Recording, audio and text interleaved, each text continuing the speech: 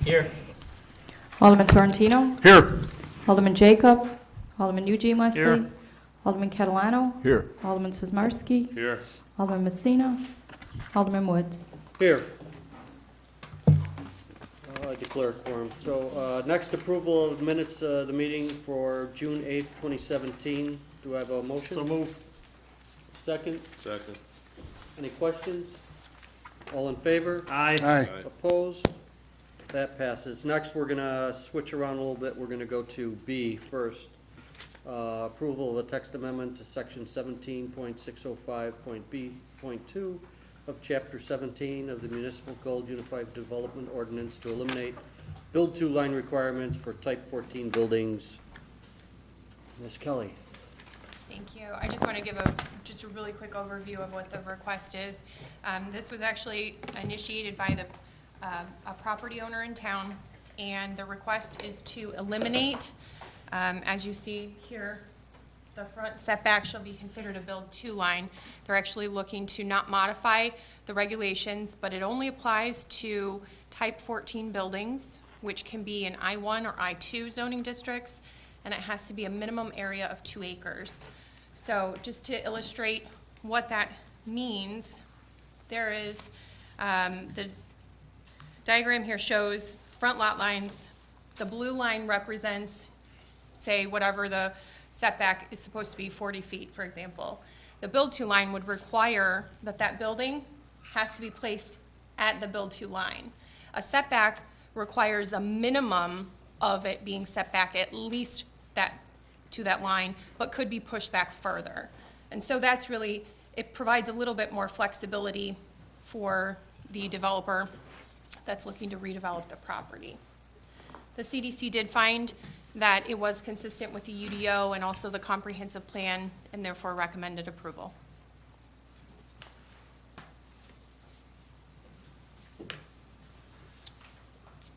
Alderman Roy Wesley. You said the zoning of what and what? I-1 and I-2 zoning districts. And where are those in the city? Do you have a map of those?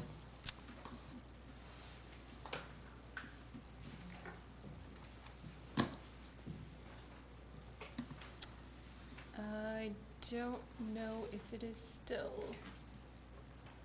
on here.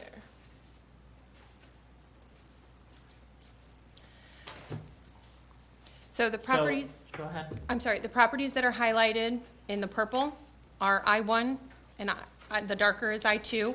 And so all of these properties are, could be developed as type 14 buildings.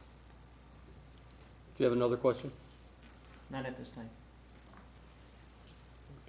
You know, I'll make a, Wait, oh, do you have a question? Yeah, I didn't see I you. have- I'm sorry. I'm sorry. Alderman Eugene Wesley. I have one question. Is the reason why we went for, correct me if I'm wrong, the reason why we went for a tax amendment, does that have to do with this 1555 Middle Boulevard? It Ms. is Kelly? the same petitioner, so they are requesting this in conjunction with their other variation request. But instead of requesting a variation from this regulation, staff has worked with them and thought that a text amendment would be more appropriate to eliminate that, because we've identified that as a potential issue for redevelopment.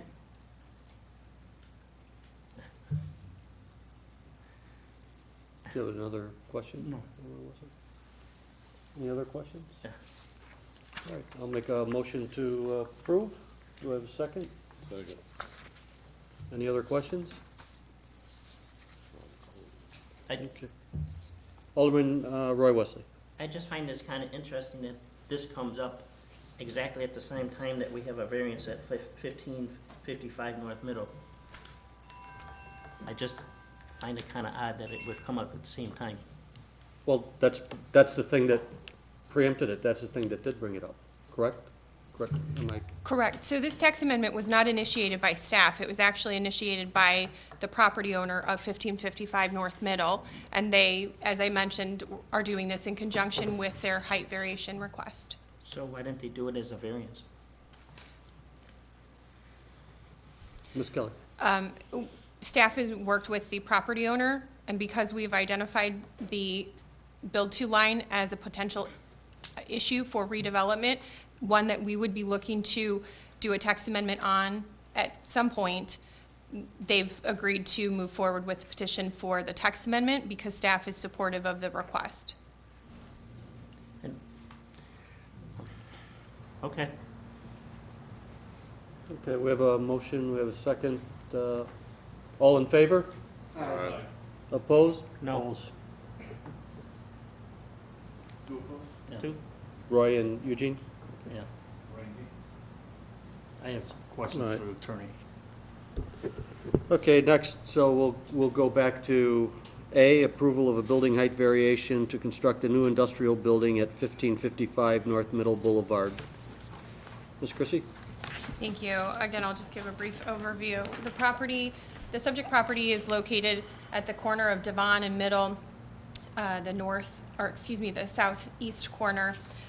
It's currently improved with approximately 61,000 square foot single-story office building and surface parking.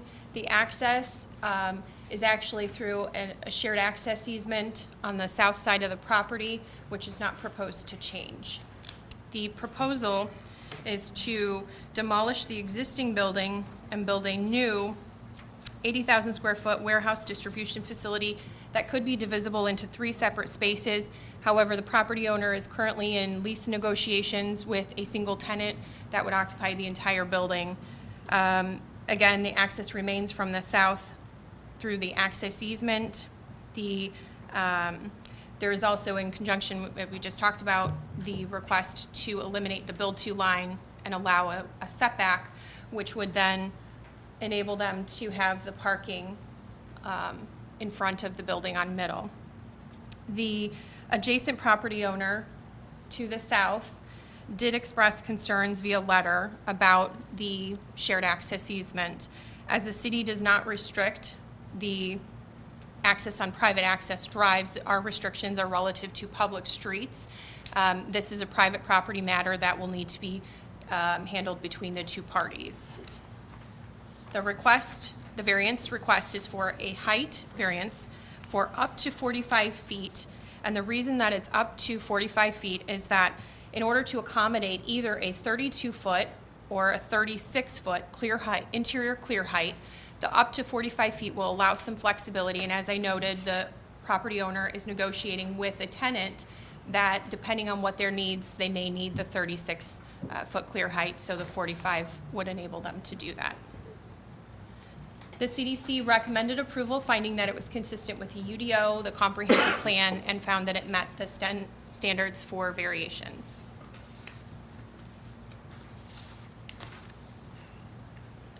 Okay. Questions? Alderman Roy Wesley. Is the petitioner here? There is a representative from the petitioner, yes.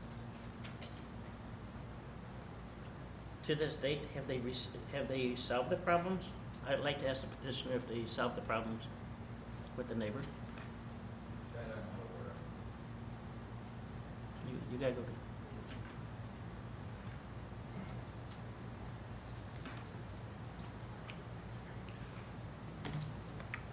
I'm Dan Zook with GMA Architects. I'm actually the architect for the facility.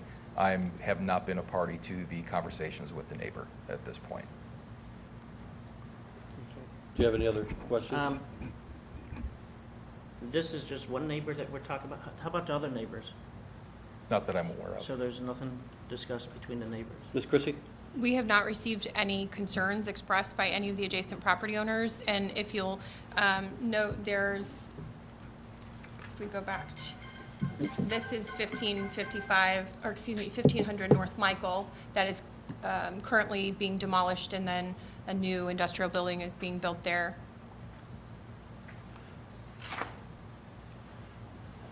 Okay.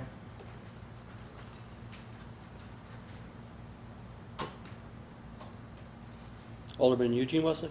I just have one question, how many times are we gonna change the height variations? Because a month ago, there was a guy that came in and was tearing down a building, and we granted him in 35 feet or whatever. Okay, so now we're granting another one, so, I mean, where are we going to do our threshold, and this is it, that we don't go any higher? I mean, I have no problem doing it, but let's be consistent about it. Ms. Chrissy? It's our intention to bring forward a text amendment to allow a maximum height, and based on the market standards for either 32 or 36-foot clear height, interior clear height building, 45 feet seems to be that maximum to allow that type of building to be built. So I don't anticipate that staff would bring forward any higher height for council's consideration. Do you, when- Go ahead, Alderman Wesley. And when will that text amendment come to us? Is it soon? Because it seems like we're getting more and more businesses coming in to tear down buildings and rebuild buildings. I mean, I Ms. don't- Chrissy? I completely understand, and the unfortunate part is that when we have requests that come in, those take precedent, and therefore we work on those before working on the text amendment. So as soon as we have an opportunity to compile a package that we can bring forward to the council for consideration, we will do so as soon as we can. Every time we think we have time to work on it, then we get another petition in for another development, which is great. That is great news. Mayor, please. And when you say 45 feet, that's with the parapet wall and everything. That's not inside. 36 would be the max inside, right?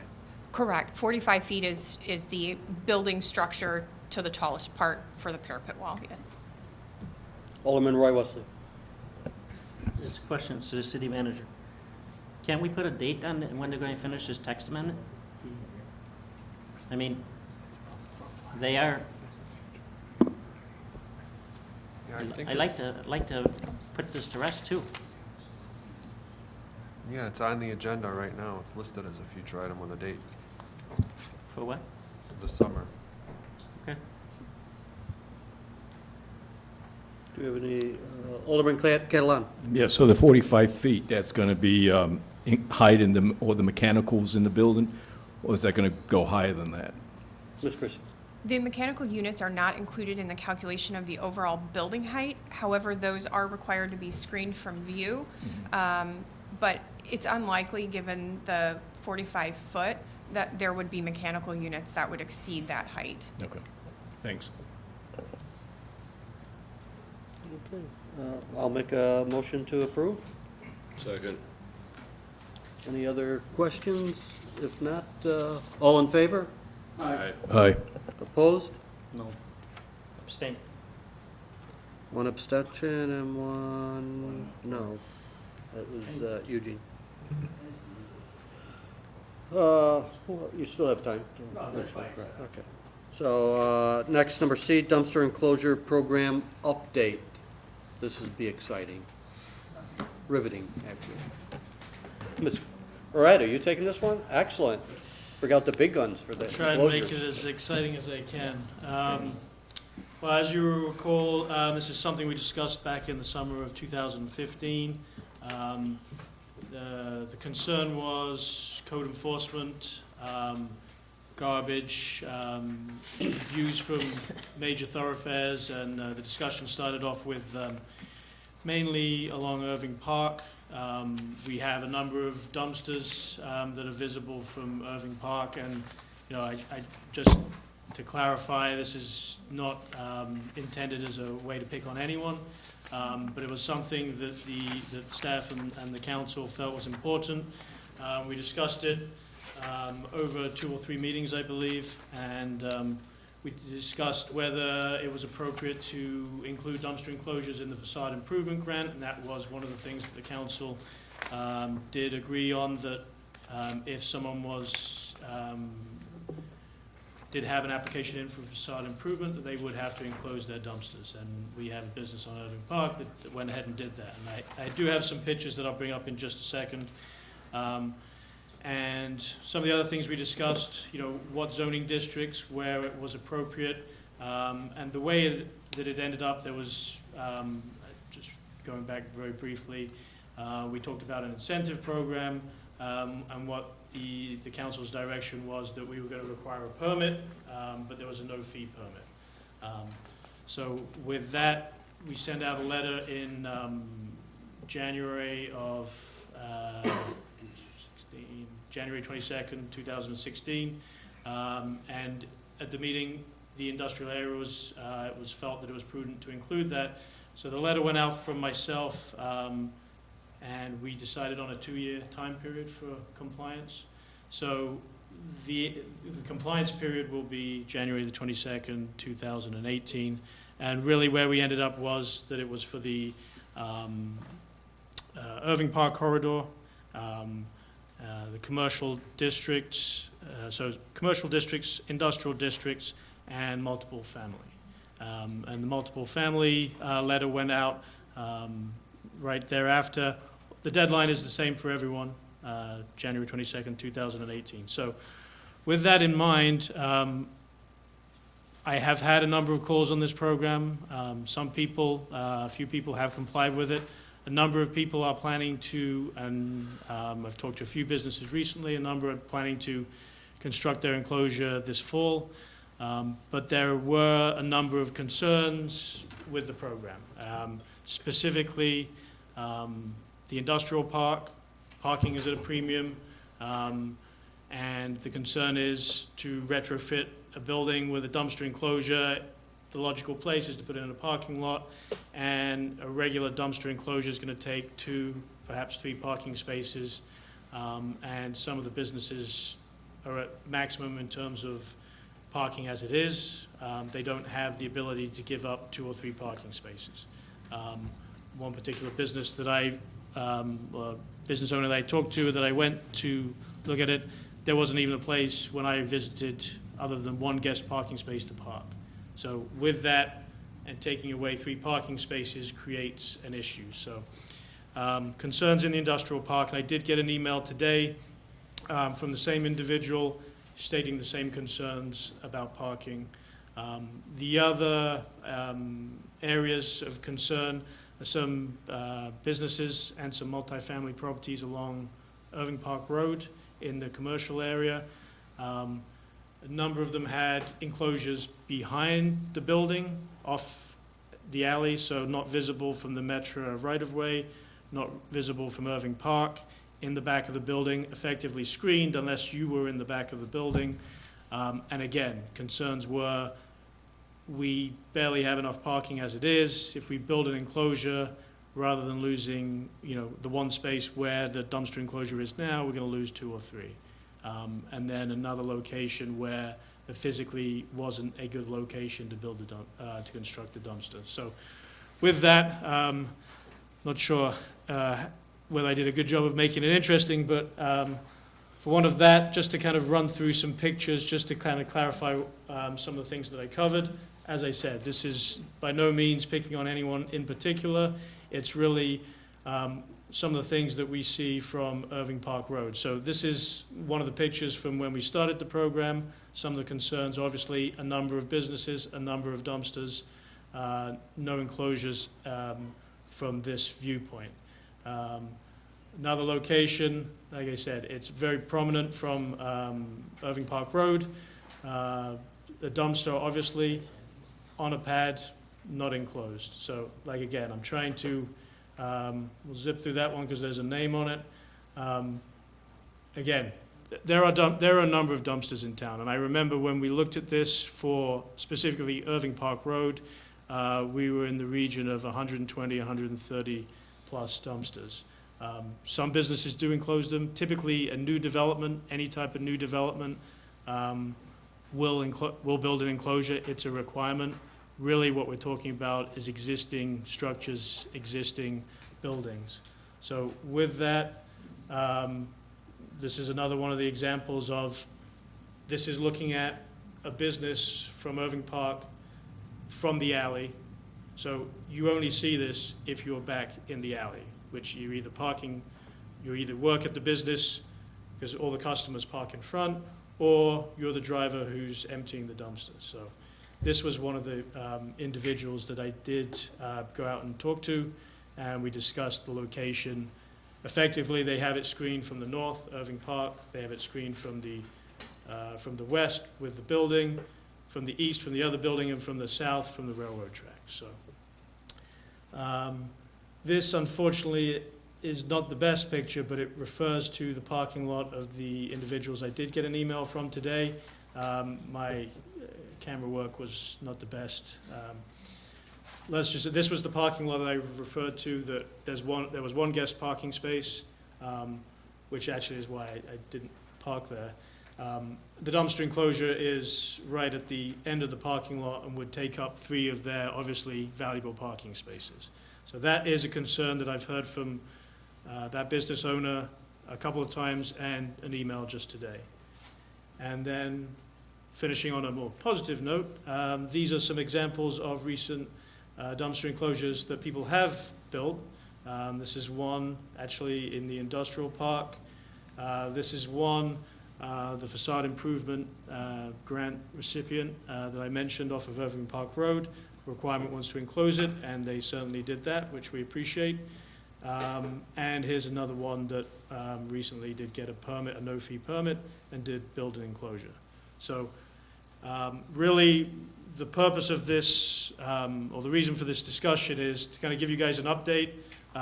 Not as many people have taken advantage of the program as we would have liked, but there are some concerns specifically in the industrial park. It relates to parking, and there are some concerns on Irving Park. And really what we're looking for this evening is some clarification, and really, any questions or comments, because if we do make some modifications, obviously this is in our Unified Development Ordinance, I think whatever we do, whatever direction the council wants to go in, my recommendation is that we take a look at the code and make some modifications. Whether that is to be compliant with the program as is by January 22nd, 2018, or if there's a decision to make some modifications. And with that, I'll stop talking. Thank you, Ed. Let me just start a comment. When we originally started this stemmed out of beautification programs for the city. And we started just looking at Irving Park Road and Wooddale Road and those dumpsters or containers that could be actually seen by the road, and didn't add anything to the beautification, and absolutely detracted from it. Then what happened is the conversation snowballed, and everybody said, then if one guy has to do it, everybody has to do it. I think now that a little history has passed, we can see that, going back probably to the original intent, of beautifying Irving Park Road and Wooddale Road, we weren't so concerned with what the semi-driver saw when he pulled into the big parking lot, although there's probably instances there where you may need to have one versus not have one, as also has been brought up. So that's just my comment to get things going. So questions? Alderman Eugene Wesley. My concern is, if we go ahead, and I will probably be the first when it says I jumped the gun on this one, but I think we need to revisit industrial park, because if you go ahead and I tell- concur. Okay, because if you look at having them put dumpster enclosures, you now made those buildings unconformable, right? Yeah. So I say we take the industrial park out right now until we retweak that area again. I mean, I don't want non-conformance buildings. So that would be my motion. Yeah, it's not a matter of motion. Right, Oh, okay.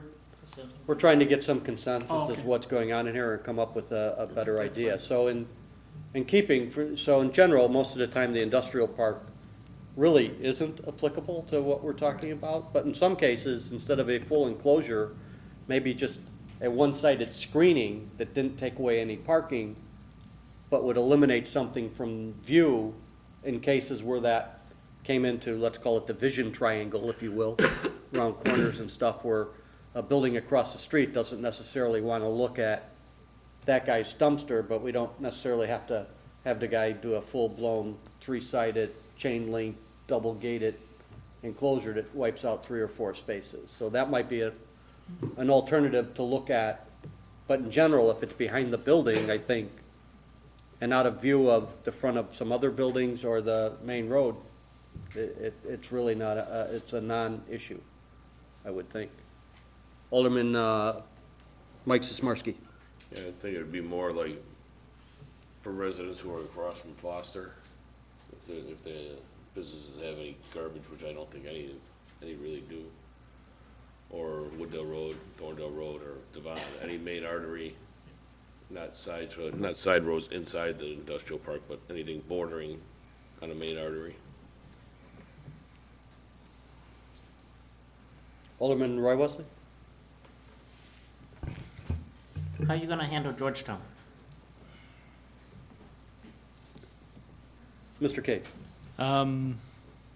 Georgetown Shopping Center has a number of dumpsters. There are some in the rear of the property that you cannot see from Irving Park Road, and there are some enclosures.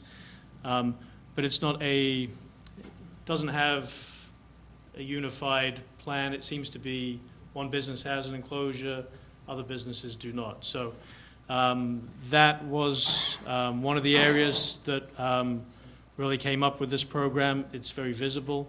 My opinion is that we would work with the owners of the property to figure out the best way to screen and enclose those dumpsters. Well, Go ahead.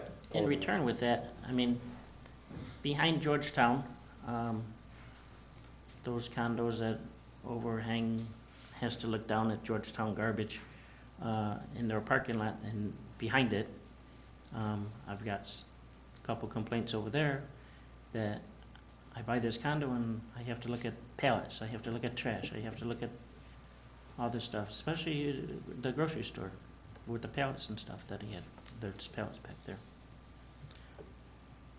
Mr. Cage? Yes, I think what we want to do with, I mean, that's a good example because there's a number of areas, I think the appropriate way, there's a number of areas that we need to discuss with the property owners is have a meeting with them and come up with a plan, because obviously right now it seems to be business by business.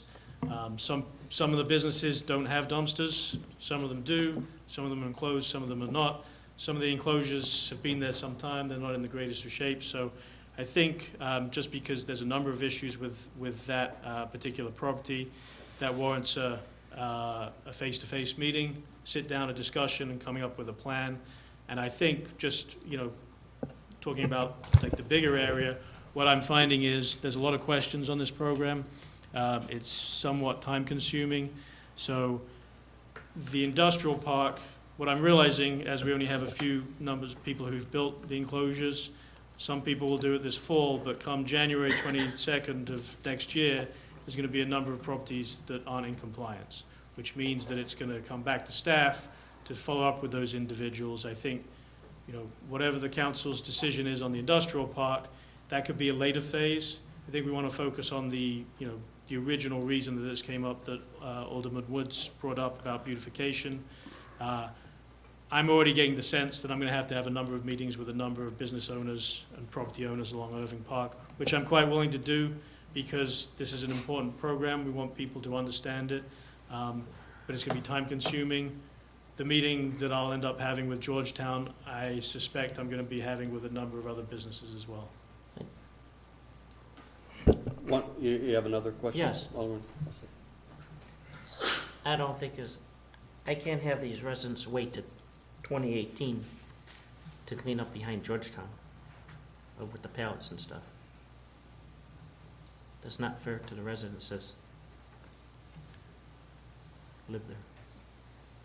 Mr. Cage? Well, the program that we're talking about specifically, we did send out a letter. It's in the code. We did give them a time for the dumpster enclosure.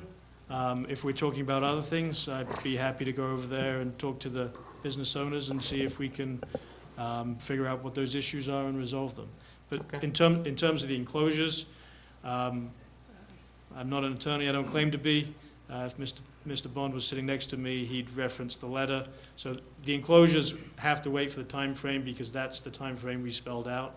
Other things, I can certainly have that conversation sooner, yes. Okay. Alderman Sorrentino? We've heard multiple times that the deadline, so to speak, is the 22nd of January 2018. And if they're not in compliance, then citations will be issued. What is the citation amount? That's an excellent question. So when we discussed this in the summer of 15, we discussed the time period. And there was some debate whether it was 18 months, 2 years. The 2 years does put us to January, and really I expect a number of calls and a number of permits to come in the fall, and I expect we'll have a number of people who don't comply. And that's one of the questions that I wanted to ask this evening, is that if, as we've given a 2-year time period, if people do not comply, we go down the citation route, and the citation, the number can be anywhere, I think the ordinance states it can be anywhere up to $750 per day. Personally, I'd rather work with people. I'd rather have them spend their money, if they're going to spend their money, on an enclosure rather than a citation. But with any code enforcement, you try and work with people to gain compliance, because compliance is important. But if people aren't complying, then sometimes a ticket is merited. So we'll be coming up with a plan and discussing it closer to the time. But that is the deadline spelled out in the letter. So. Sorrentino? Thank you, Woods. The concern I have with this deadline is, and I think you mentioned earlier, that people are going to wait till the 11th hour. I think you should put in some sort of a caveat that the last day to negotiate this would be possibly December 22nd, so people don't push you to January 22nd, and then you'll be in a position, well, we can't fine you because you're negotiating with us. This has to be, we've been talking about this for more than 2 years. People are aware of this for more than 2 years. It's time for them to step up to the plate or pay the consequence. Period, the end. That's my thought. Mr. Cage?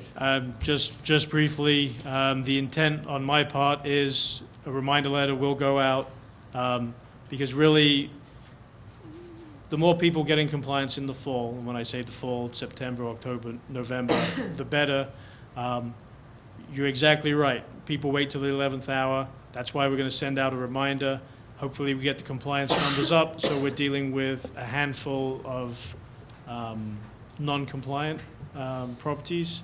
But you're exactly right. People wait to the last minute, and that's the key for bringing this up, just to kind of get the read on the council's approach, that this is the program that we came up with. Do we want to modify it, knowing now that we've had some concerns raised, or do we want to stick with the program and move forward as is? Mayor, please. Yeah, basically I want to start. This was for beautification, cleanup. You're driving up and down Wooddale Road, Irving Park, shouldn't be looking at dumpsters. Same goes through the neighborhoods where we've got dumpsters on corners, anywhere residents can see them. And basically, Alderman Wesley said it already, behind Georgetown, those residents can see those dumpsters and pallets. I could tell you, when I had my business, all pallets and everything were behind the fence, screened in. That's the way it should be. If the residents can see it, it needs to be screened. The industrial park, again, you want to take that out. I mean, we even mentioned anything along the railroad tracks. People are taking the train in and out of town. You see some of these places look like junk. Should be clean. I think that was some of the intent, and then we got all escalated into the industrial park. Alderman Catalano? In reference to the Georgetown Shopping Center, was every business was sent a letter, or was just to the management? Mr. Cage? Every business was sent a letter. In that case, and I know that the management company was also sent a letter, I think my intent would be, because there's a number of businesses, it's not just 1 or 2 enclosures, we're talking, or dumpsters, I should say, we're probably talking 15 to 20, if not more. My intent would be to meet with the the property owner, the association, come up with a plan. Obviously, we want to involve the businesses in it because, quite frankly, they're the ones who use the dumpsters. So I would look to the association to have a meeting, find a good way to involve the businesses as well. They can be involved as much as they want, or if they don't want to, and the property owner is responsible for the enclosures. So I think it depends. I know some of those business owners will want to be involved in that meeting, and some will probably not, but whoever wants to be involved can and will be involved. One more question. So if it's a rental, isn't it up to the owner Correct. to do the enclosure, not to the person that's renting? Mr. Cage? Correct. The property owner is responsible for the enclosure, not the renter, although the renter, obviously, they have a lease with the property owner. There's some provision for garbage and dumpsters, et cetera. We obviously want their feedback where the enclosure is because, quite honestly, you want the enclosure, you want the dumpster close to where the business is, but at the end of the day, the responsibility is with the property owner. The owner. Correct. Okay, thanks. Alderman Eugene Wesley? My question, didn't Georgetown have them at one time? And they removed them all at once? Mr. Cage? I don't have the history, but I would concur with your comment because there are some enclosures there. I don't know if they were removed or what happened, but at some point, dumpster enclosures were built there, and at some point, they were removed. I don't know for what reason, but the reality is there are still some out there. Some are in good shape, some not so in good shape. I think we just have to work with them to come up with a better plan and for something that works and really, screens what is in our property maintenance section, a nuisance, which is garbage, et cetera. So, one follow-up. Sure, go ahead. So, I agree with Tony down there.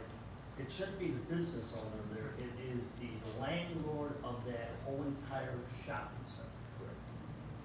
So, I don't think, I hope you ain't intending to penalize the businesses, penalizing property management.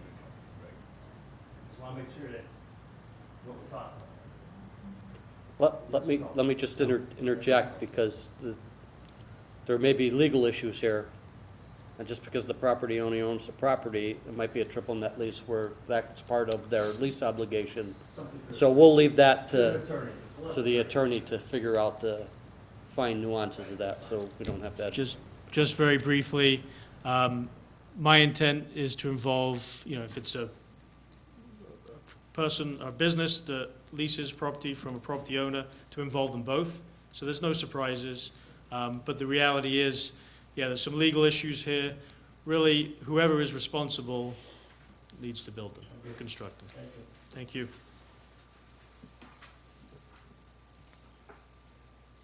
So my question is, Alderman, Are you done? no, No, you're not done? no, no. Okay. Alderman Roy Wesley. Ed, the business license is on the business, not on the landlord, correct? Mr. Cage. Yes, the commercial occupancy program is per business. So the inspection on the building and stuff is done through the business license? Yes, when we do the inspection for the commercial occupancy, it's done on the business. But there are some requirements, and this kind of gets into what Alderman Woods was saying about leases and different kinds of leases.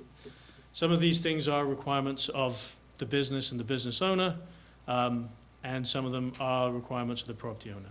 I think what I'm hearing is there's enough concern and questions about it, and raises some concerns and questions that I have, that whatever we do, obviously it's going to be run by Mr. Bond's office. It's going to be legal and above board, and we will talk to the appropriate person, regardless of whose responsibility is, if it's the property owner or the business owner.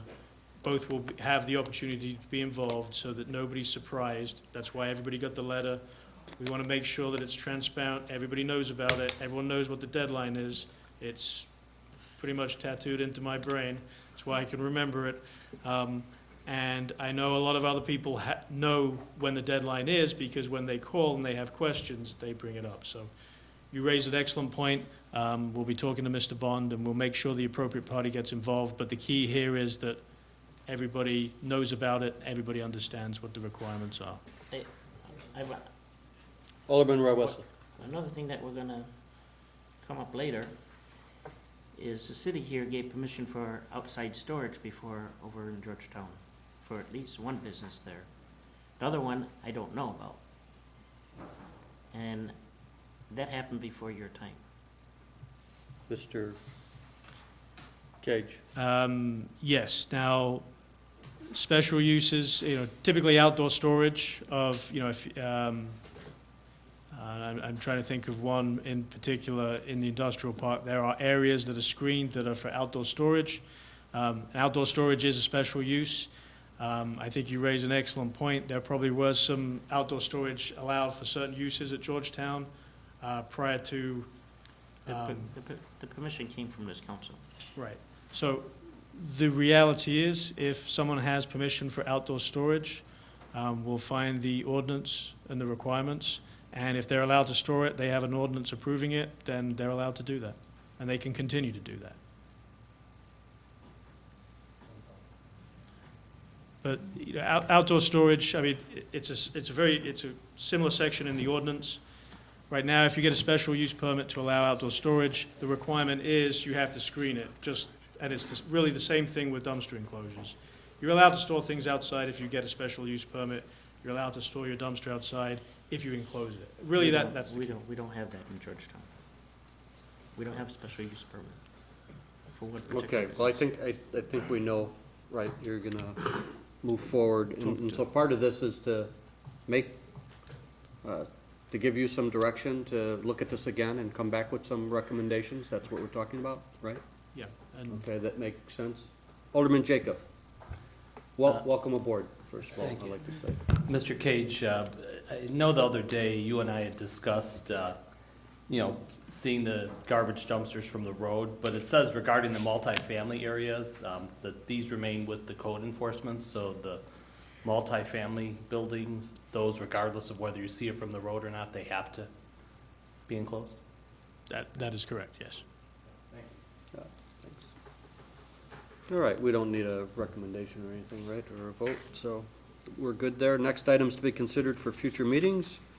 UDO text amendment for parking nonconformities overlay, summer 2017, and Thorndale corridor rezoning, winter of 2018. Is there anything else anybody would like to put on that? Well, I would like, I'm gonna jump in front of you. Put on, could we look at the tree ordinance? We kind of touched base, and that needs to maybe have just a peek at it. Yeah. Alderman Roy Wesley, what were you? My question is, when we did the TIF area, was that, when we rezoned all that area, was that discussion before or after we were told about western access that wasn't coming to O'Hare?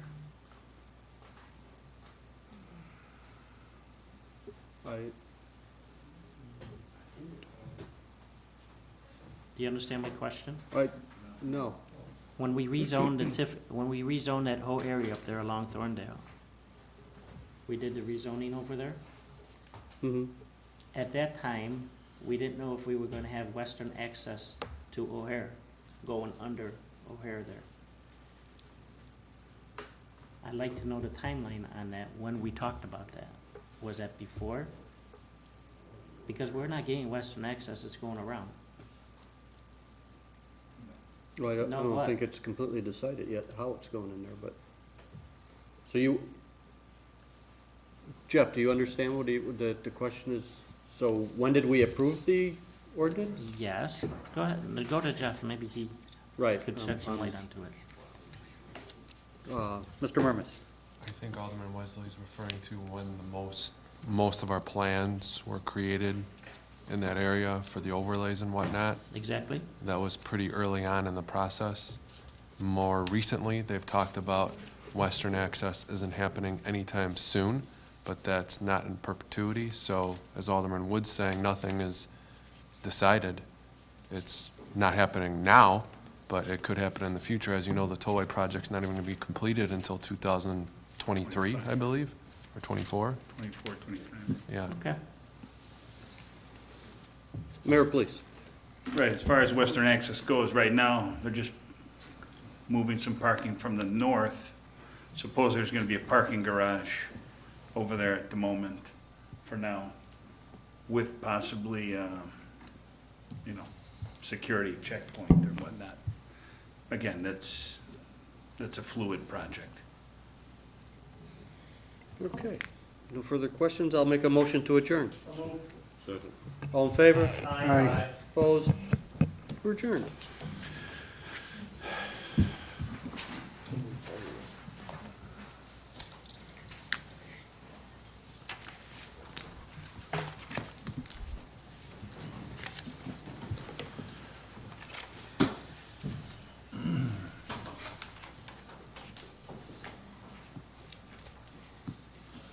Is it recess time? Oh, okay. Everybody got up to leave. I thought it was recess time. I'm still up, buddy. You and me. Backing you up. All right, good. All right, I'm going to call to order the Public Health, Safety, and Judiciary Committee. Let the record reflect that we have been joined by Alderman Peter Jacob, and although they're not currently in the room, the aldermen remain the same. All right, I'm looking for an approval of minutes of the meeting of... I'll make the motion. Second. Any questions? All in favor? Aye. Aye. And that's approved. All right, we have one report and recommendation, and that would be the revisions to the overnight park ordinance, and I'll turn it over to Chief Vesta. Thank you, sir. As most of you are probably aware, there's currently a city ordinance regarding overnight parking from 2 a.m. to 6 a.m. on city-owned streets. We've recently had some issues where the city owns some areas that are city-owned parking spaces or parking lots that aren't specifically addressed in code. And what we've had happen is some commercial vehicles parking there for days on end.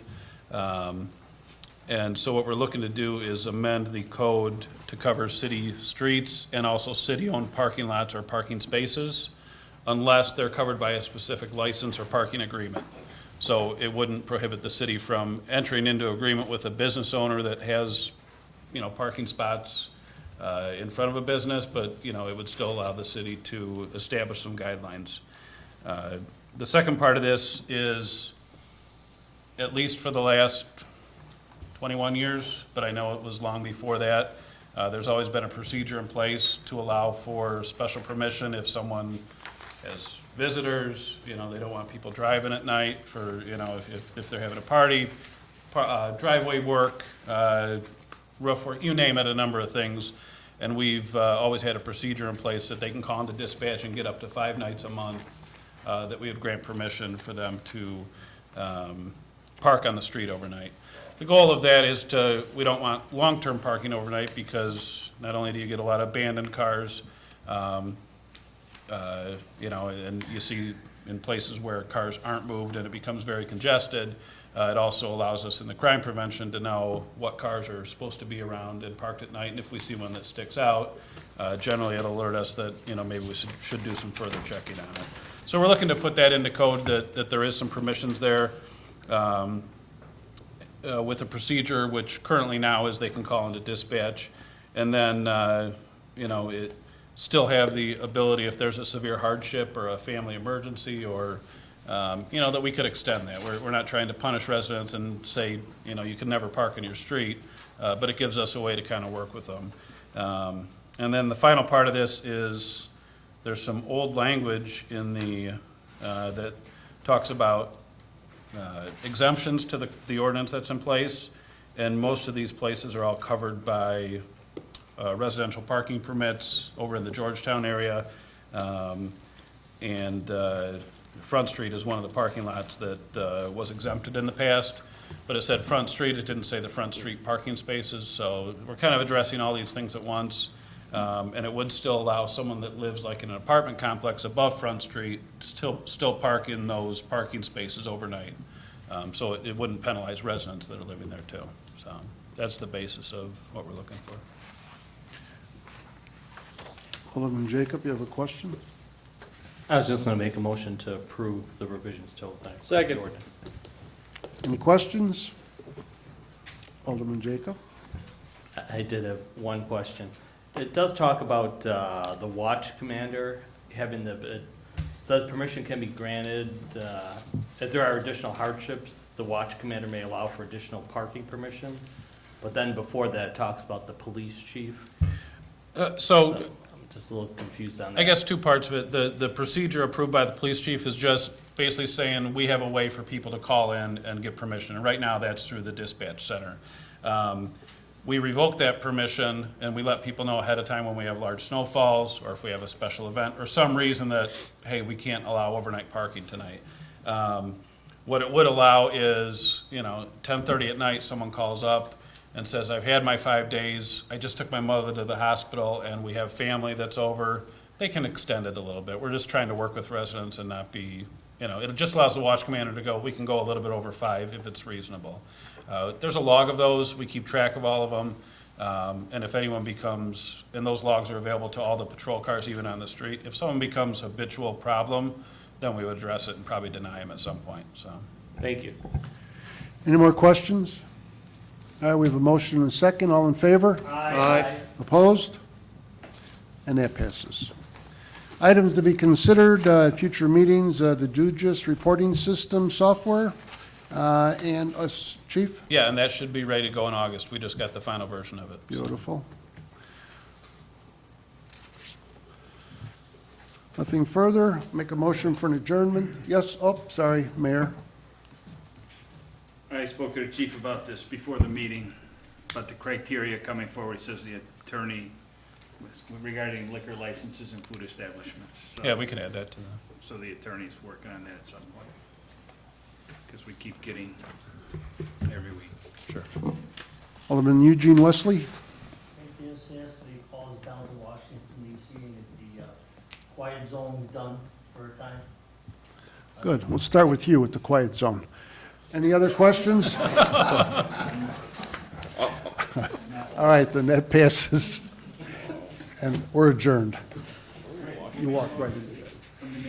I'll make a motion to adjourn. So be it.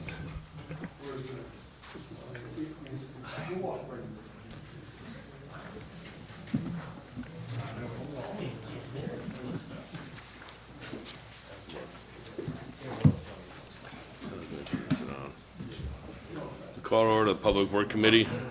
With the minute taker, take note that the same are present from the last roll call. We need approval of minutes of the meeting for Public Works, regular meeting, June 8th, 2017 at 7:30. Second. All in favor? Aye. Opposed? Passes.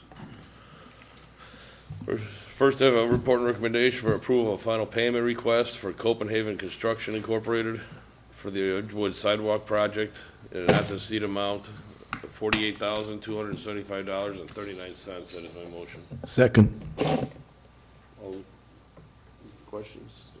Art, Woods? Yeah, Matt, so I'm assuming that you guys, because this is kind of dragged on, if I remember correctly, you guys have walked through and the punch list is done and grass, I think, was the final remaining. Could you run us through that? Yes, in the beginning of June, we did our final punch walk. All the sod at that time was reestablished, watering had taken place.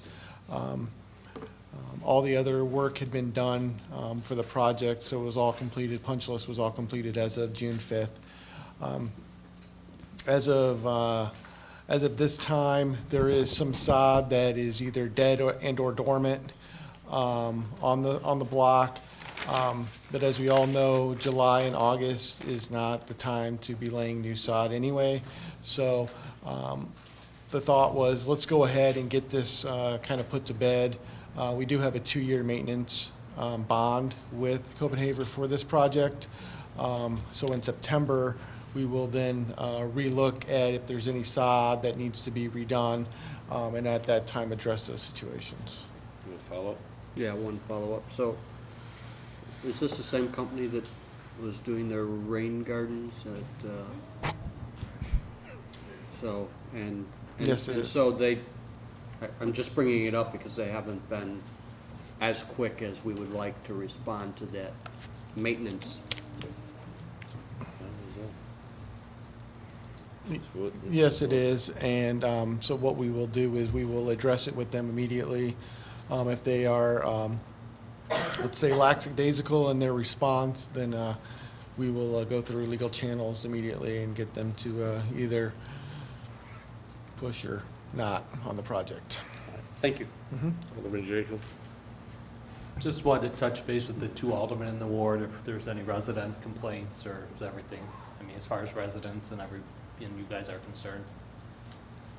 As long as they repair it. Could you tell me how much money that is on retainer to come back and fix it after this final payment's done? And when is the date that officially takes effect, that they have 2 years or whatever to complete it? Sure. There is no retainer, it's a maintenance bond. I do Okay. not have the exact number of that maintenance bond at this time. I can get that for you before the next meeting.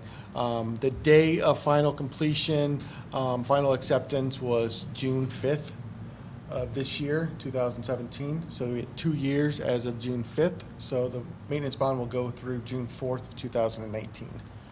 Okay, let me do a follow-up. May I? Okay, the other question is, how long does it take to pull the trigger and yank the maintenance bond back? I mean, how long does it take? Mr. Wood brought up a valid point that we've been dragging our feet with the detention ponds. How long does it take to submit our paperwork and yank it and Sure. So I don't know exactly day by day what it needs to be done, but I know we need to give them notice. And notice would be from us originally, and then there needs to be, normally what we've done in the past, like we did at the treatment plant, then there's legal notice out to them from legal counsel that says, we need your work done. If that doesn't take place, then the bond process is pulled. That's usually about a week to 10-day process to pull the actual bond.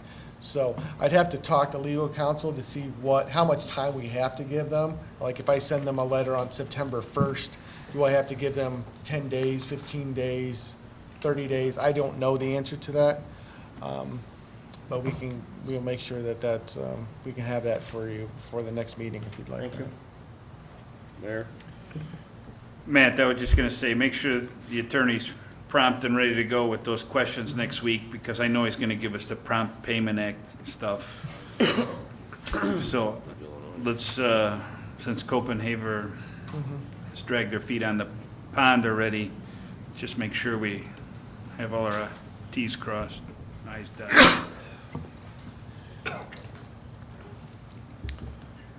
That's it. So we're gonna get approval of final project cost letter. We need a vote. Oh, I thought we already. I'll make a- We didn't need a motion. We had a motion and a second. Yeah, that's right. Roll call, I'm sorry.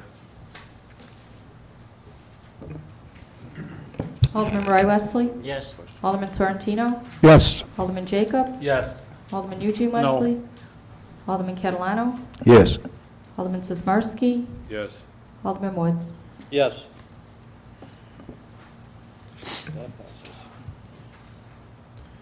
So I got approval of final project cost letter for contract at 4640 of the Illinois 390 project between the Illinois Tollway, DuPage County, and the city of Wooddale in the amount of $634,531.26.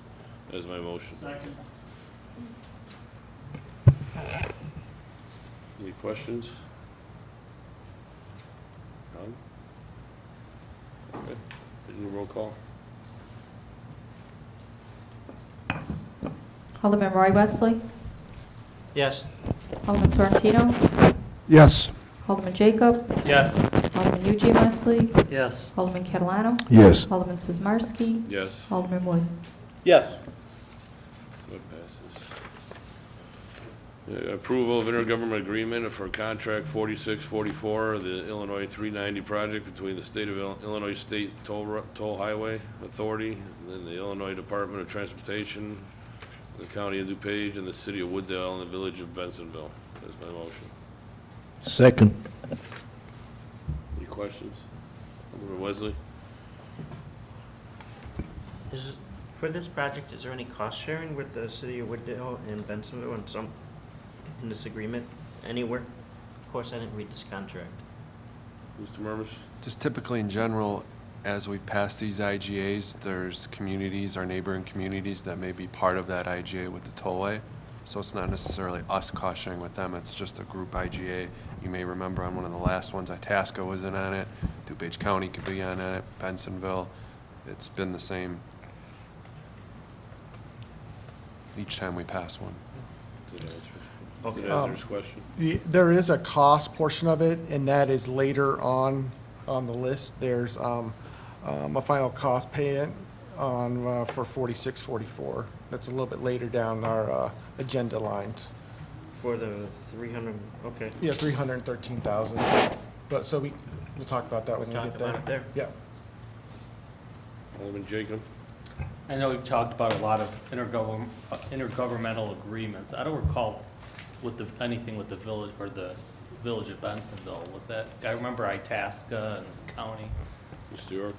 Okay, so how these contracts work with the Tollway Authority is they're grouped up into blocks. So this is like Lively to Route 83, that's the contract. So since part of Route 83 is Bensonville, that area, so everything within the contract is one IGA. So if the whole tollway, Illinois 390 would have been one IGA, then we would have had an IGA with us and Roselle and Schaumburg and everybody. So it's just whatever that contract is. They just get one IGA per contract. So this is one of, 8 contracts that we're a part of. Okay, thank you. Any other questions? All in favor? Aye. Opposed? Motion carries. I just have approval of change order number 2 for the Ward 2 Phase 5 project, or Phase 4 project, sorry, to adjust the, completion date of the additional drainage work. That's my motion. Second. Any questions? Okay, let's see. Why, Mr. Wesley? why are we changing the date again? Mr. York? The original change of the date from change order number 1 was because we had them start after basically the Forest View project was done. Now with the additional work that's required in change order number 2, which is the additional drainage work that you approved the design of a couple weeks ago for HR Green to do, to take it from 183 Harvey through the backyard into the 184 Forest View property. That extends the project a little bit more, so we wanted to change the completion date to give them ample time to do that extra work. And the additional cost is $134,109.57. Okay. $134,109.57. Any other questions? All those in favor? Aye. Opposed? Motion carries. Next, I have approval of final project cost letter. Final cost letter for contract 4644 of the Illinois 390 project between Illinois Tollway, Illinois IDOT, DuPage County, City of Wooddale, and Village of Bensonville in the amount of not to exceed $313,826.89. That is my motion. Second. Any questions? Mr. Jacob? I just wanted to make a comment for the people listening that the city's not actually expending funds for this. We got credits for the easements that were bought by from the city of Wooddale. So these are all credits, so the city's not actually spending this money. Thank you. You have a question? Yeah. Mr. Wesley? This is the part that I'm talking. This is your part you're talking So about, what yes. part is Bensonville and which part's ours? Well, this is just our part. This is the 313,000 is just in our part. This is what our, the portion of the access control fence, the path, and the stamped concrete under Lively Road Boulevard, under the bridge. This is what we're responsible for. So in the IGA, the IGA doesn't really discuss how much money is coming out of each person's credits. The IGA is the global IGA of how this is all going to work, whose the roads are, whose responsibilities are for all the new pieces of the puzzle out there. But this letter, participation letter, is one we're going to and saying that our amount is 313,000. Okay, so my point is, say 300, is Bensonville gonna have their money? Do we know if they're gonna have their share? It does. It doesn't affect us. If it's a joint thing, that's why I'm saying. No, it's just the contract as a whole, but we're just paying for our portion within the contract. Okay. Any other questions? That's it. Roll call? Alderman Roy Wesley. Yes. Alderman Sorrentino. Yes. Alderman Jacob. Yes. Alderman Eugene Wesley. Alderman Catalano. Yes. Alderman Sismarski. Yes. Alderman Woods. Yes. That passes. Next, I have approval of intergovernmental agreement for the contract 4642 of the Illinois 390 project between Illinois State Highway Authority, County of DuPage, the City of Wooddale, Village of Itasca, and the Wooddale Park District. That's my motion. Second. Any questions? All those in favor? Aye. Opposed? Motion carries.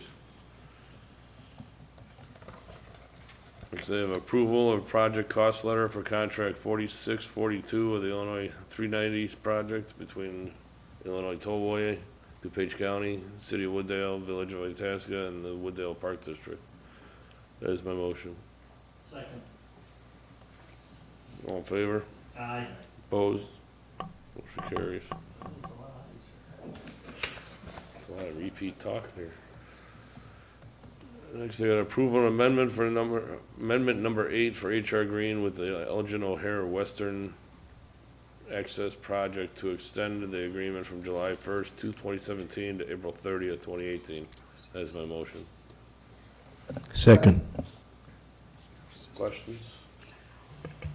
Art? Nah, I won't torture him. Eugene? What's the cost of extending that contract? I know we've been. Yeah, it was 100 and, what was it? 150,000? $149,456. So that's probably got to be in the motion, right? Yeah, you're extending the cost of the contract. That's right, Dave. Yeah, we can do that. So And a not to exceed amount of $149,456. So we amend it. I'll amend my motion. Seconders agree? Sonny?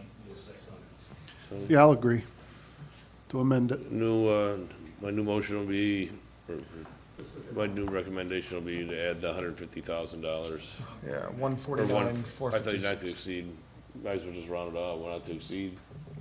Sure. You know, what's 500? Right, whatever. $44, Whatever the now francs. exact number is, Matt, 149.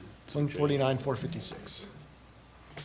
Okay, roll call, Question. Mr. J. Jacob. As far as, wasn't this supposed to be completed by December of this year? Or are we now extending? I thought up to 83. I thought at the end of this year, it was supposed to be completed.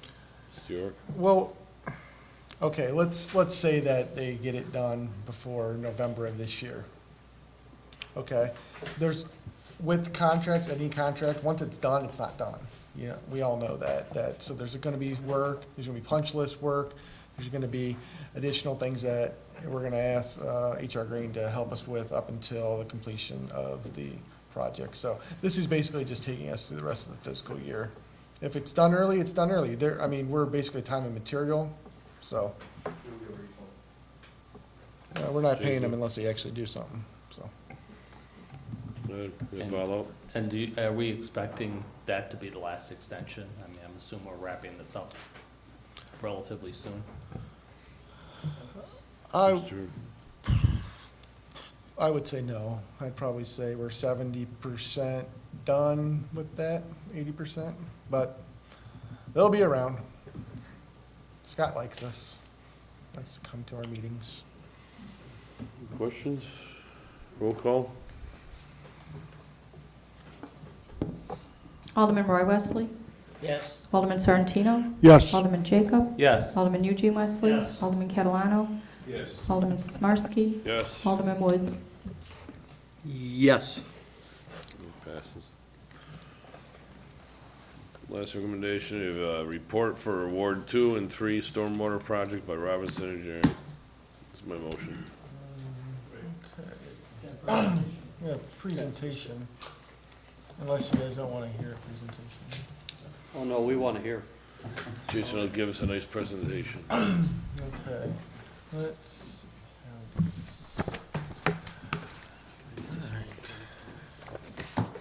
So we'll hand it over to Aaron from Robinson, to kind of go through a little bit about what's going on with the Ward 3 design.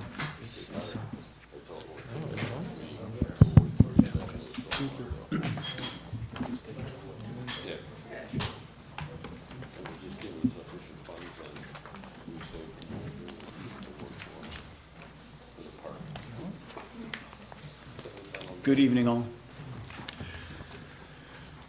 Our favorite project, I know that we've been working toward these past 18 months or so. We thought it was time to come and give the council an update. Just for the audience's benefit as well as the council's, I'm going to go through a couple things that you've seen before, just to somewhat refresh folks' memory from some of the things that we presented. The last time we were here, I believe it was last fall, October, November, on this particular subject. But basically what we're looking to do is come up with a long-term solution for the chronic flooding at multiple locations there in Ward 2 and Ward 3, primarily along Prospect Avenue. You've got this large tributary area that ultimately drains to Prospect that is essentially a big bowl. I think you folks will remember a lot of these photos that we went through last year. This is on Prospect, this is on Lincoln Court, and this is the head wall over there on Miller Lane that requires remediation as well. Those are the three primary areas as we're focusing on the improvements that we're doing a lot of the modeling to come up with the solutions. You've seen this exhibit before, but now that we've gotten further along, per the city's authorization last fall, we've gone ahead and done quite a bit of additional field topography, we've done additional sewer modeling, we've done a lot of preliminary design of multiple options. And what we really have here is, in the existing conditions, we've been able to determine that for various storm events, what these estimated heights of ponding are at these trouble spots. So you can see the mid-block of Prospect Avenue typically gets about 15 inches of ponding for just the 10-year storm, all the way up to over 2 feet when we get that 100-year event. And I think those pictures reflect somewhere in between those two amounts. Prospect and Potter down at the intersection, that's where there was an interim storm sewer project completed over the past year. That one should have the 10-year storm now taken care of. This is really existing conditions from before that project was complete. And then Lincoln Court is another photo that you saw where, there's generally close to a foot of water for just the 10-year storm and closer to 1.5 feet for larger storm events. Down at Miller Lane on the east side of ComEd, right of way, over 2 feet of water floods there during the 10-year event. I know that we had some pretty good photos even just from the other day. We got a little bit of rain the other day, I know. Maybe not quite as much as some of our neighbors to the north, but it was certainly a significant event. So these are the primary areas that we're trying to come up with the most cost-effective solution to address this challenging problem that's been here for decades. Since last year's update, as I mentioned, we've done quite a few additional surveys, even all the way down to Salt Creek along the ComEd right-of-way. We've also analyzed a few other parcels. There has been some input from the city about different ideas, different areas, maybe outside of ComEd. We had heard that, there's a potential that the fire district site may potentially be available at some point in time. Maybe that's changed, but this is something that we had taken a look at. There's also an existing detention pond over on Addison that we took a look at maximizing to see whether there was enough potential to utilize those to minimize what we needed to do in the ComEd right-of-way. As I mentioned before, there's been dozens of potential designs. There's a myriad of options that you have, and what we've tried to do is distill this down to a few options so that from the city council's perspective, you can see what the relative benefits would be for relative budget amounts, because it's certainly a serious dollar investment that we'd be looking at to fix these problems.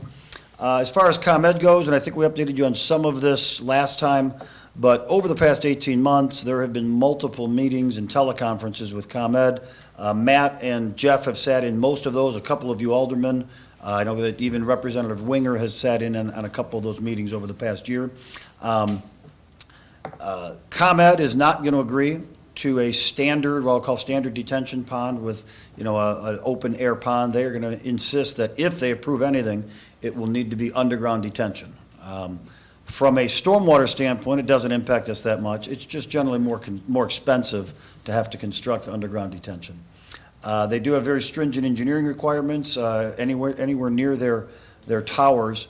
And what they're saying, what they've been telling us since last fall is that in order for them to give any further approval or any tacit approval to this project, they are looking for a full engineering plan submittal, which we're suggesting is roughly 90% complete plans for them to do a full review on. So that's where we've been heading since last fall, is looking at all these different options that are out there, and we're trying to just optimize, go with that optimal plan with the purpose of submitting just one final set of plans to ComEd. And that's where we are here this evening, is to share what we've got and to get council input as we work toward this final design. A couple things they've also told us is they are expecting the city to reimburse ComEd for engineering review fees that they may have, as well as, we suspect that they will have some kind of licensing fees, but they have not yet shared any details on that, and they say they probably won't until they even know whether or not they're going to approve a project. Let's see, next button. So here's a photo of the ComEd right-of-way that we're talking about. This is the north-south right-of-way that's south of Irving Park Road. To the right of the drawing, you see Station Drive. To the left, of the photo, to the left, you see Miller Lane. And as you can see, it doesn't really take an engineering expert to see that there is not a lot of space in between those towers. The idea that we're going to be able to build some wide facility was dismissed right away. Underground detention is going to be a long, straight tunnel, or a long, straight pipe, essentially, over a half-mile long is what it's going to take. As we've gotten into a little bit more detail, that there are a lot of these precast concrete underground stormwater detention products that are on the marketplace. You see a lot of Walgreens and things like that build detention under their parking lots.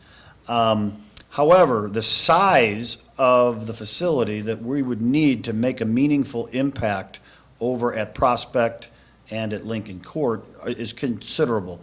The estimated size of this facility would probably, each chamber would be roughly 12 feet wide by 9 feet tall. These are very large structures, and they would need to be constructed fairly deep due to the existing elevations of the storm sewers that would be tributary to it. So, in certain areas, the ground elevations along ComEd do vary, but in certain areas, this thing would be, we'd be digging 17, 18 feet deep in order to install these giant chambers. To do that with precast sections, odds are you're going to need a significantly sized crane to lift and put these things into place. As you can see from the power lines, makes it awfully tough to have any type of maneuverability with any kind of a sizable crane. So this is where it really does look like if we're going to build a structure like this, it's probably going to require cast-in-place construction on site. Again, because the space in between the towers is not all that significant. What we have identified is that a structure of this size does look like it could be built on the far east end of that ComEd right-of-way. There is a fair amount of space between the towers and the eastern edge of right-of-way. It's a little over 50 feet. And what we would envision is about a 40-foot wide construction area in order to construct this facility. And we believe we can put that in right along the east property line of ComEd. What that might look like in a typical view is, basically that 12-foot wide structure being built. We'd probably center it in between the tower and the ComEd right-of-way line, but you're still going to have, at certain areas, you're going to be close to a 40-foot wide construction area, just due to the fact that the trench is going to be so deep. So we've looked at a few options, and I'm summarizing a couple of these just so you can kind of think about these, because there's so many different options and variables. We tried to code them just so that we could keep our own minds straight as we were running all these models. But option A, and again, we were told that the potential may be there for that fire protection site, so we looked at whether it's that particular site or any other site that would be out of ComEd, where we had a little bit of space. What would that need to look like in terms of how that would get built, estimated cost, and so forth? As an example, we used the fire protection site. And the second one would be that linear detention option right along the ComEd right-of-way. The primary benefits of anything that we do in the ComEd right-of-way are going to be to the areas west of ComEd. Prospect Avenue and Lincoln Avenue are the two main trouble points on the west side of the ComEd right-of-way. East of the ComEd right-of-way, and even just west of it, over there on Station and George Street and Park Avenue and so forth, there's flooding that occurs there, as well as on the east side of ComEd on Miller Lane. While the detention, if it was to be built, would alleviate some of the problems at Miller Lane, it would certainly not do it all on its own. If you may recall from the master plan that Baxter and Woodman had prepared back in 2011, there was also a long-term plan to do some channel improvements of Squaw Creek east of Miller, basically all the way up to the Irving Park Road right-of-way. So that is what we're calling the Squaw Creek channel improvements. That is an additional option that would really better address the Miller Lane flooding. So in terms of a site map, north is to the right. So if you were to go a little bit further to the right of the screen, that's where Irving Park Road would be. At the very top, you can see this 24-inch sewer that would be proposed between the houses here. Lincoln Court is here, and what you have here is Lincoln Court is a bowl, okay? When the rainfall intensity and the volume of runoff exceeds the limited capacity of the storm sewers that are there, there's just nowhere for the water to go. There's not an acceptable overland flow path for it to get out of there. In order to have a sufficient, sorry about that. In order to drain that area sufficiently, there would need to be a 24-inch sewer connected to the sewer that's to this block to the east. I can't even read the name of the street, but Robin Lane, excuse me. And then Prospect, where our real big problem is right in this area here. In the middle of the block is where the lowest area is.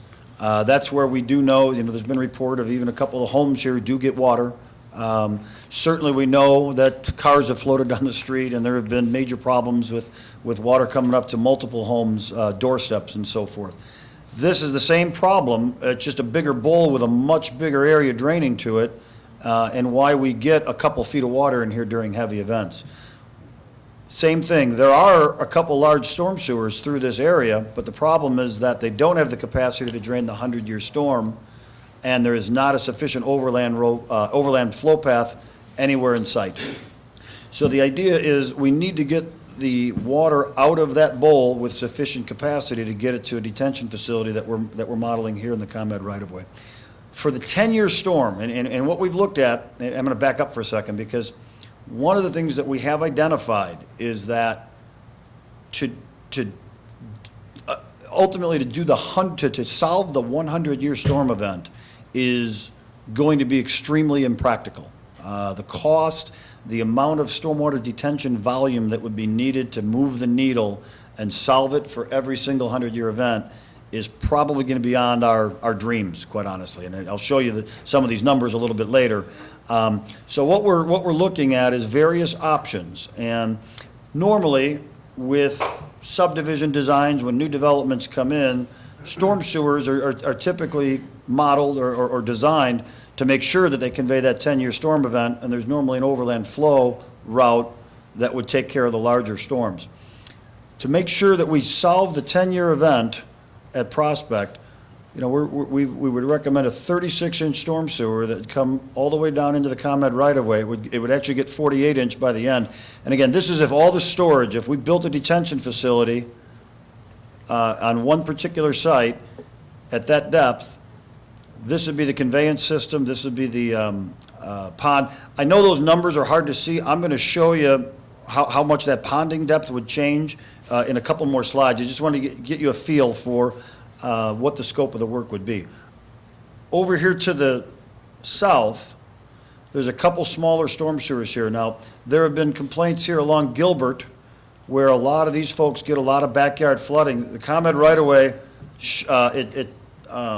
the ground is sloped pretty significantly from north to south, and it does sheet flow right into a lot of these backyards. So that was part of what we were trying to do, is pick up that drainage in order to prevent a lot of the backyard flooding that goes on here as well. That is actually something, and I'll say this just as we do get a little further along with ComEd. ComEd knows that this is somewhat, we've let them know that it's their property that is draining undetained, and there's no storm sewer to collect ComEd's water to prevent it from getting in these homes. We have talked about it in terms of negotiating with them to let us put the detention in their property, that we would try to solve this problem as part of our overall drainage system. Now, I would view that as an opportunity to say, hey, if we do go ahead and do this to solve the problem that you guys are causing our residents, I don't think you should be charging us for engineering review fees or licensing fees, things along those lines. So we just keep that for future reference as we get into further negotiations with ComEd. But this is the overall scope to solve the 10-year storm. The option B that I'd mentioned before, instead of trying to put all of this storage on one particular site, this is that linear option, that 9-foot by 12-foot box, and it would be almost 3,000 feet long. And that's in order to provide 7.3 acre feet of storage, which this system would, and these are hard to see, but the ponding that's currently here would be zero for a 10-year storm. Even at Lincoln Lane, this would solve everything, even the 100-year storm. On Prospect, it would solve the 10-year, but we would still have flooding at larger events. And like I said, I'll show that a little more clear later. And then the other element would be to do these improvements here, along Squaw Creek. And that involves replacing the existing culverts and upsizing them, and then doing a lot of the channel improvements here. This is really silted in. You may remember from the photo and from prior discussions, there'd be a fair amount of work involved here, not as much dollars from a construction standpoint as a lot of these other aspects, but there was a lot of challenging permitting that would need to take place. We'd have to go through IDNR, through U.S. Army Corps of Engineers, and so forth. So there would be a permitting effort, but that is really what's going to be necessary in the long run to help alleviate a lot of the flooding on Miller. To get to the 25-year storm, the way to solve that would be larger conveyance pipes and additional storage. So for this solution to be able to solve Prospect for the 25-year storm, we're up to 9 acre feet of storage and pipes that are 48 and 60-inch diameter. Along the same lines with the linear detention, that number that was 2,950 feet, we'd need another 700 feet of that chamber in order to solve the 25-year storm up at this event, or up at these locations. Now, I mentioned earlier that we believe that solving for the 100-year storm in all these cases is going to be impractical. We modeled more than double the detention storage. We were at 9 acre feet to solve the 25-year storm.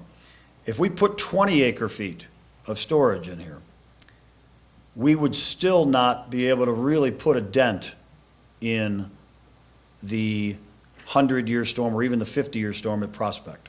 That is how much storage would be needed in order to move the needle to solve the 100-year storm. And we haven't gotten into the dollars yet, but we know that it's probably not worth modeling anything higher than this. With this improvement, however, we would be able to provide the 25-year relief at Miller. And that was one of the things that we wanted to verify. We're not sure whether there was actual home damage over there at Miller. We know that the road floods and that the water level gets high. We didn't know whether there was actual property damage down in that area or not. That was something we were hoping to confirm, because if there's not property damage, it may be not necessarily cost beneficial to invest to this level. So what I showed you previously in these blue lines are the existing conditions for various storms at various locations. If we went with that 10-year storm solution, either one of those solutions that we just showed you would solve Lincoln Court for all cases. That 24-inch storm sewer is really all you need over there. Prospect, to solve that mid-block, the 25-year, we can get that completely solved. But even at those storage levels and conveyance levels, you can still see that we'd have 6 to 9 inches of ponding on Prospect if we went with that larger project. Prospect and Potter would essentially be solved. You'd still get about 6 inches of ponding for the 100-year event.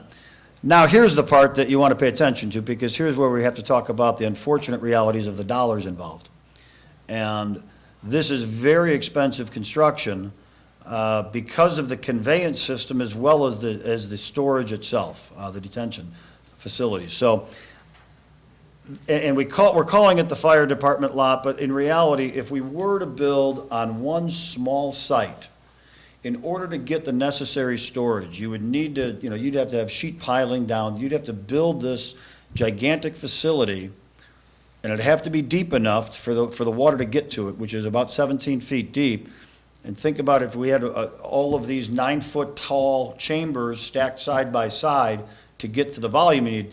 Those would still have to be buried probably 8 to 10 feet below ground in order for the system to work. So that's why it's actually a more expensive option to have to build underground detention on a small site than it will be to do the linear option. It was a little counterintuitive, but as we really looked at it, we feel that that's probably what would happen, is it would actually be more expensive, and that's not even taking into account land acquisition if needed. So what we really had concluded is that to solve this problem, the linear detention is probably the way to go at the current time.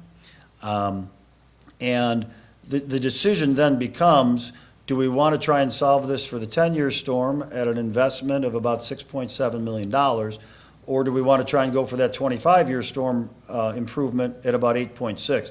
You can see, again, the 10-year event, where today you get 15 inches of ponding, it would solve it. For that 25-year event, you'd still have 6 inches of ponding in Prospect for that scenario. And you'd make a little bit of a dent in the really, really large storm at the 100-year, but it would just have to be a reality that I think we'd want to have to communicate to residents and others.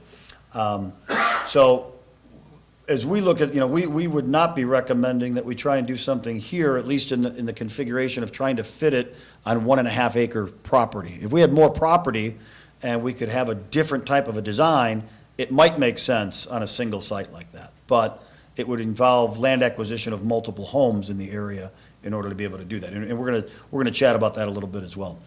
At Miller, again, the existing ponding levels are here for the various storms. If we went with that 10-year event, and again, not doing any of the Squaw Creek improvements, we'd be able to make a dent in these things at the 10-year event. But without those Squaw Creek improvements, you're not making a huge impact. If we do the channel improvements, we start to see a meaningful difference in the ponding depths for even the 10-year storm. And so the numbers, and a lot of these numbers are the same as the prior sheet. These are what you saw, the 8 and the 9.75 and the 6.7 and the 8.6. If we added these improvements here, these culvert improvements and the channel improvements, that's about $640,000 is what that portion of the work would be. And you see, that's the difference that you see between these numbers and these numbers, and these and these. So the 20-acre-foot option, which is what it would take in order to get Miller Lane all the way down to 0 for the 10-year and the 25-year storm, the additional storage to get to 20 acre-feet, we're looking at $17 million. We didn't think we needed to look to 40 acre-feet or 60 acre-feet. We wanted to give you an order of magnitude idea of what it would really take to get Miller Lane all the way down to 0. We're doubtful that we're going to be looking at dollars like that unless we get some kind of federal grant, but we want to make sure that you understood the order of magnitude. So as we've gone through all of this, and believe we have modeled dozens of scenarios, we've tried to optimize this as best we can. There are certain constraints, whether that is the flood elevation at Salt Creek, whether that is the ground elevations within the area that we're talking about. There's so many constraints to this that, we feel that if we're going to make a meaningful dent in the problem, it's going to probably be one of these options that you see highlighted in yellow here. It's going to be linear detention, and whether we want to design for the 10-year storm event with this kind of a project cost, or the 25-year storm event with roughly $2 million more, 1.7 to $2 million more. That's the range that we believe that this is going to take. We shared a little bit of this with staff a couple weeks back, and we concluded that maybe what we ought to do is even look at a scaled back option. What if we don't even want to go quite that aggressively, and what if we could live with, say, 5 or 6 inches of water on the pavement during that 10-year storm? So we took a look at what that would take, and ultimately what that would involve, we'd have slightly smaller pipes for this conveyance system, but to even get the ponding level down to 5 inches on the pavement, to have that be an acceptable situation for the 10-year storm, we'd still need 7 acre-feet of storage. So the other design was 7.3 acre-feet. So it's really a minimal reduction in scope of work to have, say, a 5 or 6 inch ponding level for the 10-year storm. And what ultimately results in that design, like I said, we've got 5 inches ponding here for the 10-year, but if we get a bigger storm with that minimal of an improvement, residents hardly see any difference in these bigger storms. It's a 2 or 3 inch difference for the larger storms, whereas if we were to design, say, for that 25-year storm, you're not solving it completely for these larger storms, but you're getting awfully close. Even at the 10-year storm, going from 23 inches to 6 inches during that kind of a storm, it's awfully big difference than 23 to 21 inches. So we took a look at it because we thought it was good to try to bring in like an abridged light version of this. But the costs weren't that different. That 10-year option at 6.7, to do this scaled down project would still be in the 6.4 range. It's really not a huge savings, and it's certainly a tangible difference when you look at the larger storms. So that's kind of where we're at, and I think this is where we were. Jeff, did you have a question? Just one thing to clarify. Typically, when we did our stormwater master plan study and all the other previous capital improvements we've made in that study, we typically have been constructing around the 10-year flood event for those. For the residents at home, could you explain to them that what a 10-year, how many inches of rain that would have to be versus a 25-year and a 100-year? And basically the way that the terminology works, we call it the 10-year storm. It basically means that there's a 10% chance of that level storm happening in any given year. And as far as I'm going to defer to my partner, Mark, over here. Mark, how many inches on that 10-year storm in the 24 hours? Well, the critical duration analysis that the critical duration analysis that we ran, the 2-hour rainfall event actually generates a bigger peak flow and runoff. That's about, for a 10-year storm, that's about 2.6 inches in a 2-hour period. If you look at a 24-hour duration storm event for like a 100-year storm, it's about 7.58 inches, but that's over a 24-hour period. So the more frequent events with the drainage areas that we're dealing with has a higher peak at the shorter duration storm events. Yeah, I just wanted them to be able to compare what they saw the other day, 8 inches of rain. They're all like, how does 8 inches of rain get a bill? Right. Obviously, that would have been a 100-year Depending- storm. Yeah, depending on 12 the hours. duration of that storm event, you'd have to back into it. I don't know that offhand. Alderman Catalano? In a 20-year storm, how much water, how much inches, what, in a few hours, what was in a 20-year storm? 25 years. Yeah, 3.25 inches. I like the option B, the ComEd, the 8,600,000, 25-year storm. I mean, if we're going to do it, we might as well go for the 25 years. I mean, that's my opinion. And we also have other issues in, we got south of Potter and Prospect. Sarah and Prospect is also having an issue. Well, we did that work over the, Prospect and Potter, which worked out great recently. We haven't, in fact, all the residents are so happy about that work that you guys did. And I just want to say that. We didn't, it worked so far. But we got issues on Sarah and Potter now. So it's one if we can look into that. So my option would be the 25 years. Wesley, Eugene? That 25-year thing that's not counting ComEd, engineer costs or. What we have in that number is construction, design and construction engineering, and we've got a 20% contingency in there for certain unknowns like the licensing agreements and market conditions and things like that. So we don't- We do have engineering included in it. I just don't know what ComEd's going to require. So that's all the, About 640,000. Actually, yes, this is a good point that we're talking about here quietly. This is probably the better chart to look like, to include the Squaw Creek option to make a bigger impact on Miller Lane as well as Prospect. So the 8.6, it may actually be the 9.24 if we're going to take care of these improvements down here too. is that counting rebuilding that wall too? Yes. That's counting, okay. Jacob? Now, when you say the ComEd, I mean, we're not 100% ComEd's even going to agree to this, correct? That is correct. And what they are requiring is that we send them full engineering plans for the portion of the project that's within the right-of-way. We didn't want to move forward with that level of detail until we got council input in terms of which design scenario the council would prefer to move forward with. Mayor? So basically tonight, Aaron, you're looking for direction from us versus what we want so we can go to ComEd. And then we can say we want the 9.240 and ComEd's going to say, well, no, we're not going to let you do it. That's a possibility, correct? That is a possibility. But if we could do the Squaw Creek part, because I have a feeling we might have to do this in some type of phases. Start with Squaw Creek, the wall and all that stuff. Maybe, what was the street, Apollo? Excuse me? The one street, Apollo, was it Apollo? Lincoln Court. Wrong street, sorry.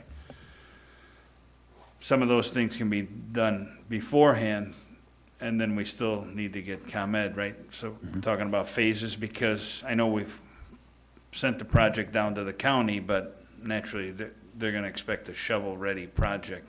Right. If money becomes available, we're on the list, right? Is that? Yes. Am I looking at that right? So you're looking for recommendation? Yes, we are. Something right now? Yeah, and I've got a couple more things that I will present, and there's a couple key input items that, that we're going to summarize toward the end here, but you're spot on. I was going to say, Mayor Stoll, I'm sorry. That's all right. Alderman As long as Wesley? it was said. Do we Should we have a- continue, Mr. Chairman, Do or? we have, I usually have two questions. Does it pertain to this, or is it something you're gonna answer and the next rest of the Oh, presentation? no, I saw a couple hands. I didn't know if I should continue if we have more Oh, questions. that's it. Good. I have a question. Yeah, you're telling me. We don't have a, where's all this money gonna come from? We don't have no federal grants yet. Probably true. Where we gonna get this money? You could write a check, go ahead. We're talking York? $6 million here. Yeah, I mean, in the last CIP, we had talked about this, approximately $8 to $10 million range. We did put it in unfunded at that time because we didn't know kind of where we were gonna go. So as of right now, and the manager, finance director can correct me if I'm wrong, but as of right now, it's unfunded in the CIP.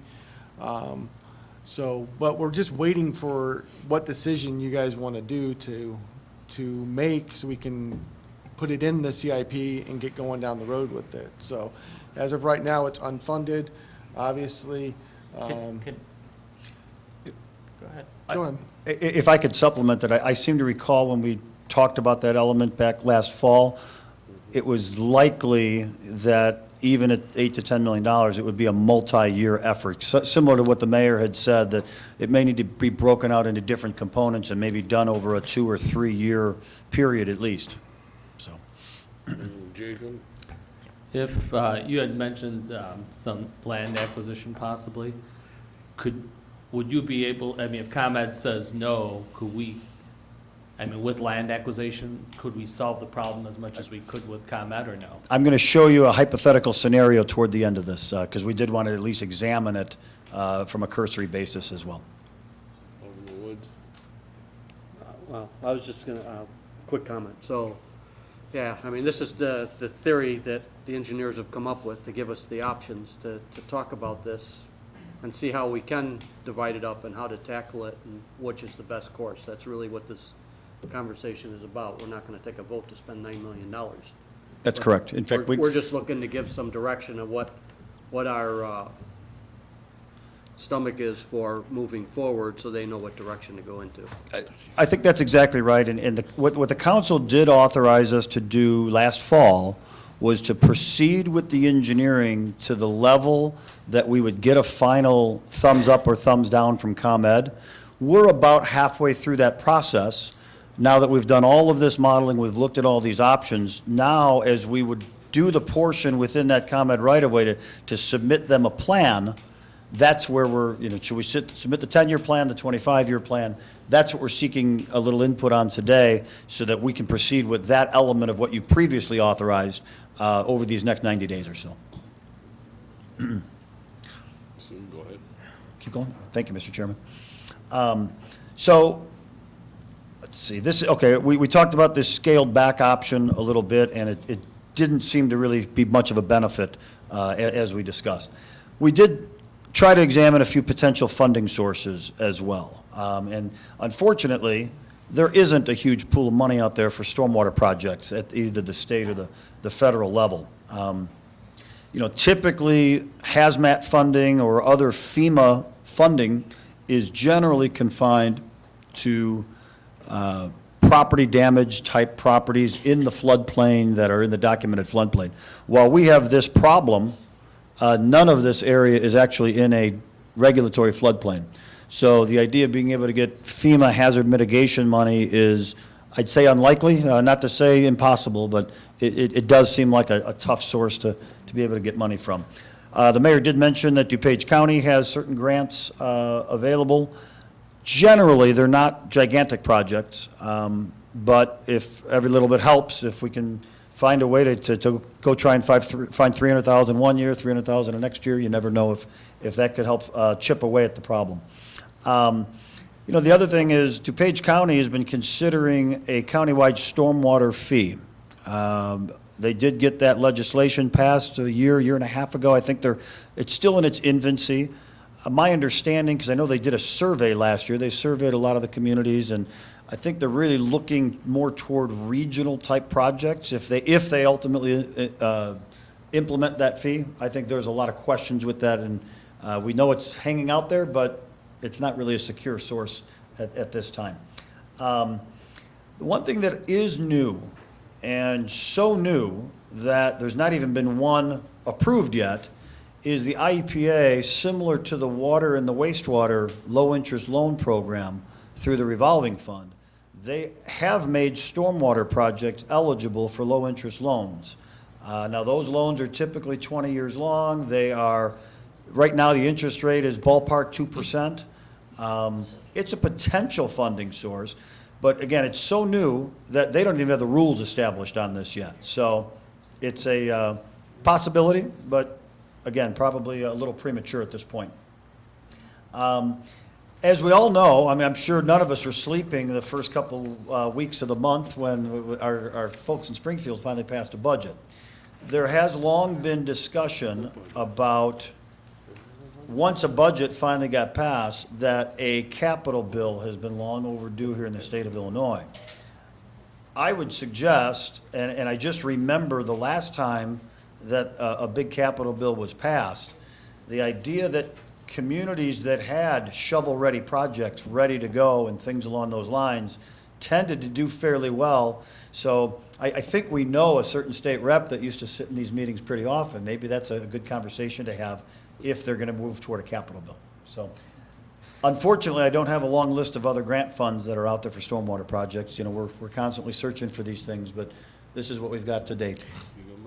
Yeah, well, no, I don't have the money, but Bensonville, they just got a grant, they got a federal grant. What was that all about? They did. I heard a little bit about that. I don't know exactly what funding source they used for that, but I will look into it for you.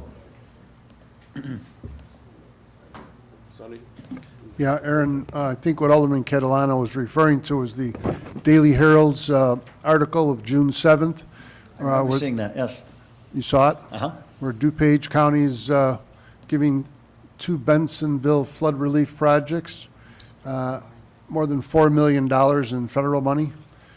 I mean, they're our neighbors, so it appears that there's a lot of dollars out there that we need to have it brought in our way, because in flood damage in 2013 was roughly $31.5 million from the U.S. Department of Housing and Urban Development to pay for flood prevention projects.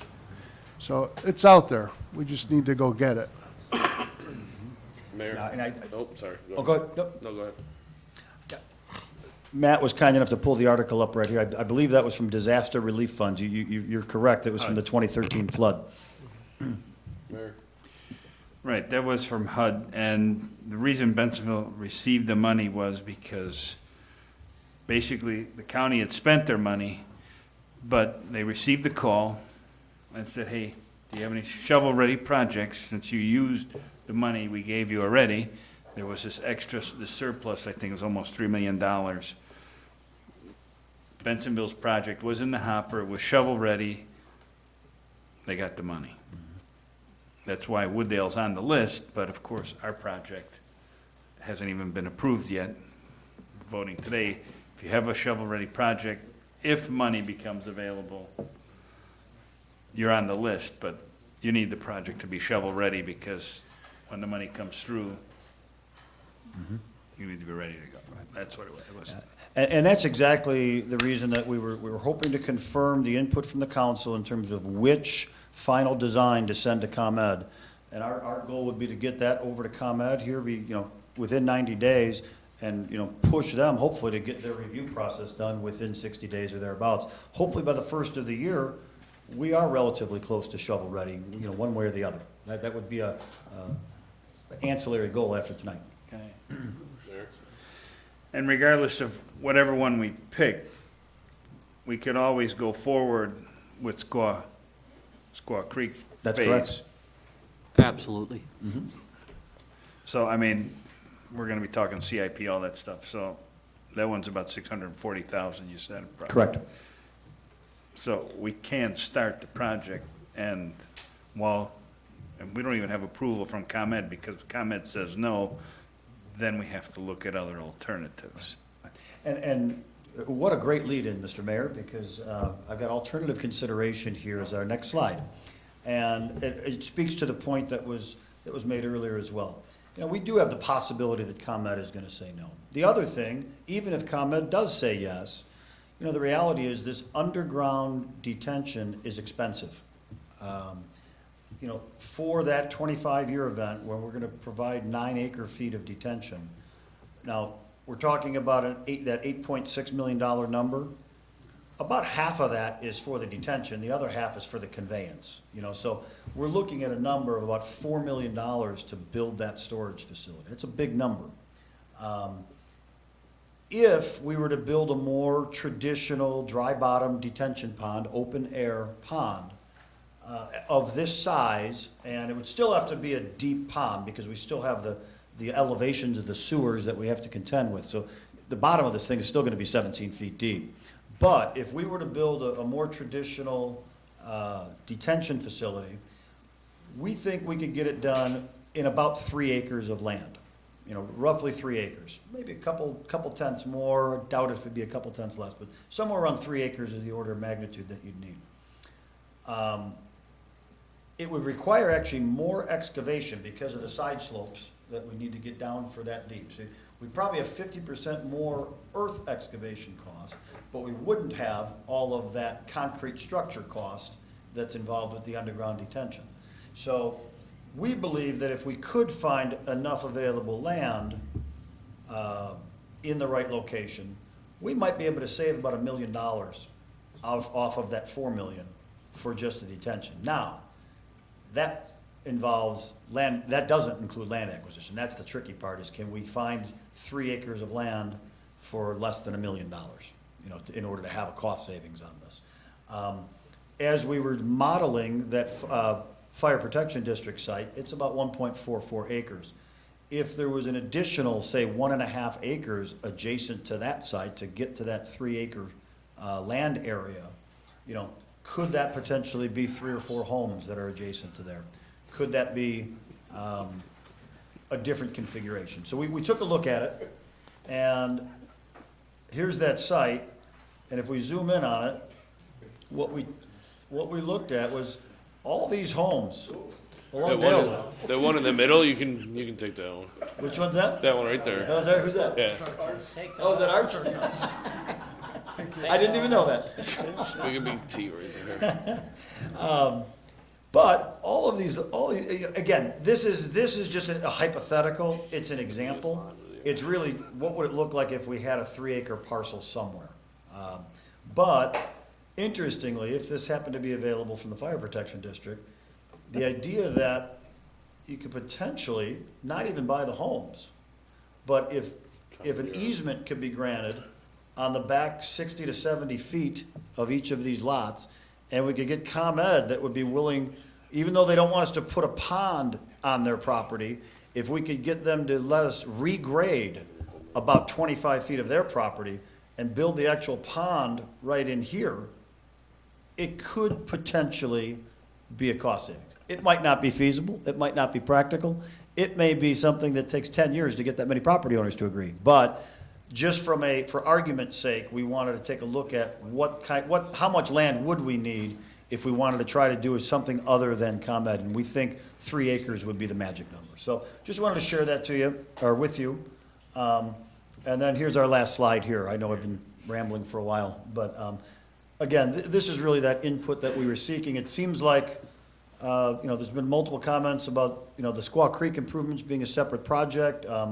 That's something that if we do want to move forward with, you've already authorized us to begin on that, so we would just keep going on it. And then it's really that 10-year or the 25-year solution at Prospect, which would the council want us to proceed with. Your question? Go ahead. Now, as far as the fire district, I mean, we don't know if they're going to, what's going on with that? Does the city know if they're going to give up that property? No, I think it was just, it's something we heard as a possibility down the road. So it's not going to happen, right? Right.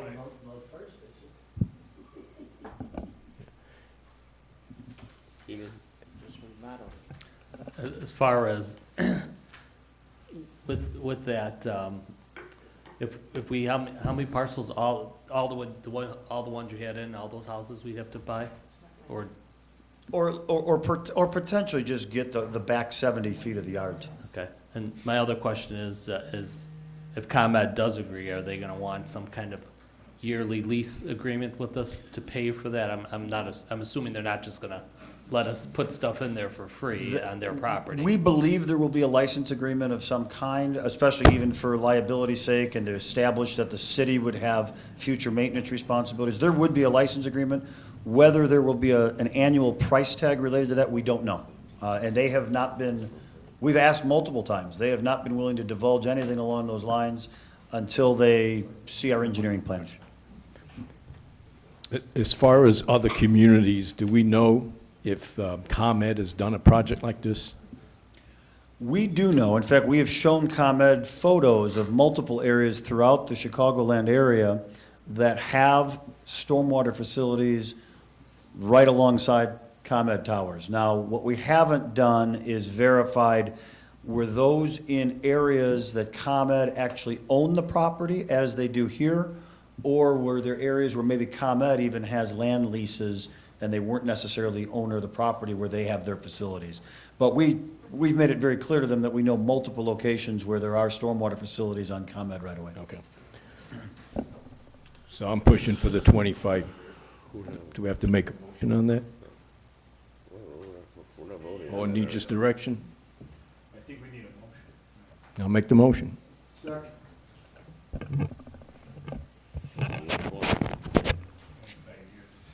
but there was two different prices on 25. The 25-year solution, together with the Squaw Creek improvements, together would be about $9.24 million is the estimate. Not a problem. Eugene? My question is, can we do a separate motion and proceed with the creek thing now? Because the point is, like the mayor said, shovel ready. I mean, we should be able to get that shovel ready, because I guarantee you ComEd's going to drag their feet. There's no question about it. So if we got a shovel ready project to go,